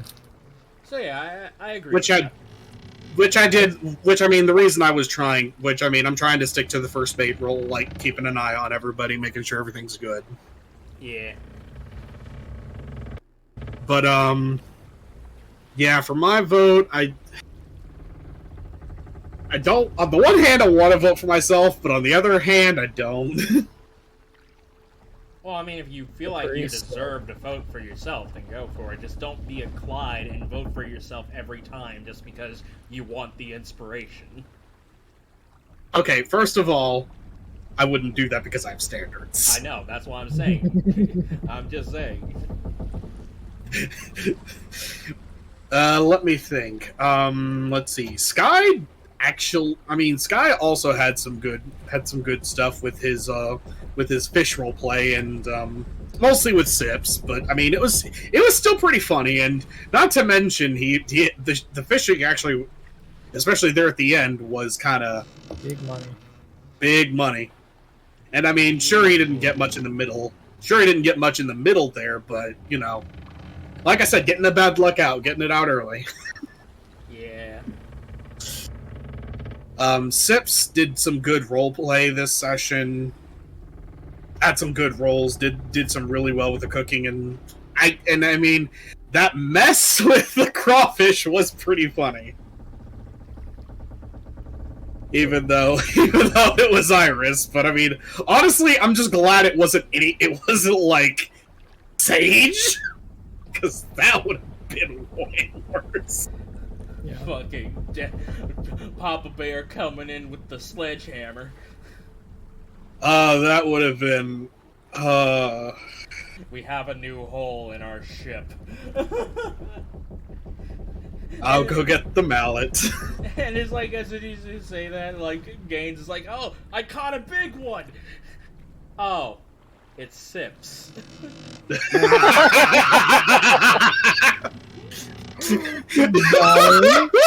be golden. Holy shit. Sips, what are you doing in there? For real. Long story.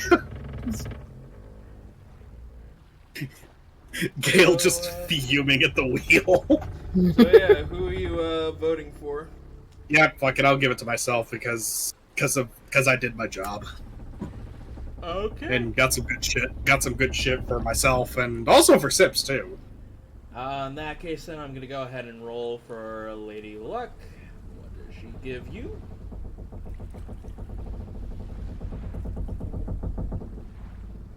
And today's lucky winner is Gaines. Hell yeah, boy. Too lucky. Too lucky. But yes, thank you guys for watching the latest episode of Primordial's Bounty. I hope you guys enjoyed. If you did, please do subscribe, follow, leave a like or a comment, and yeah, we'll talk to you guys later. Say goodbye, everybody. See ya. Sorry, there wasn't much more than that. Much more than what we had this session. Yeah. Oh well, there's always next session. Take care, guys. Bye.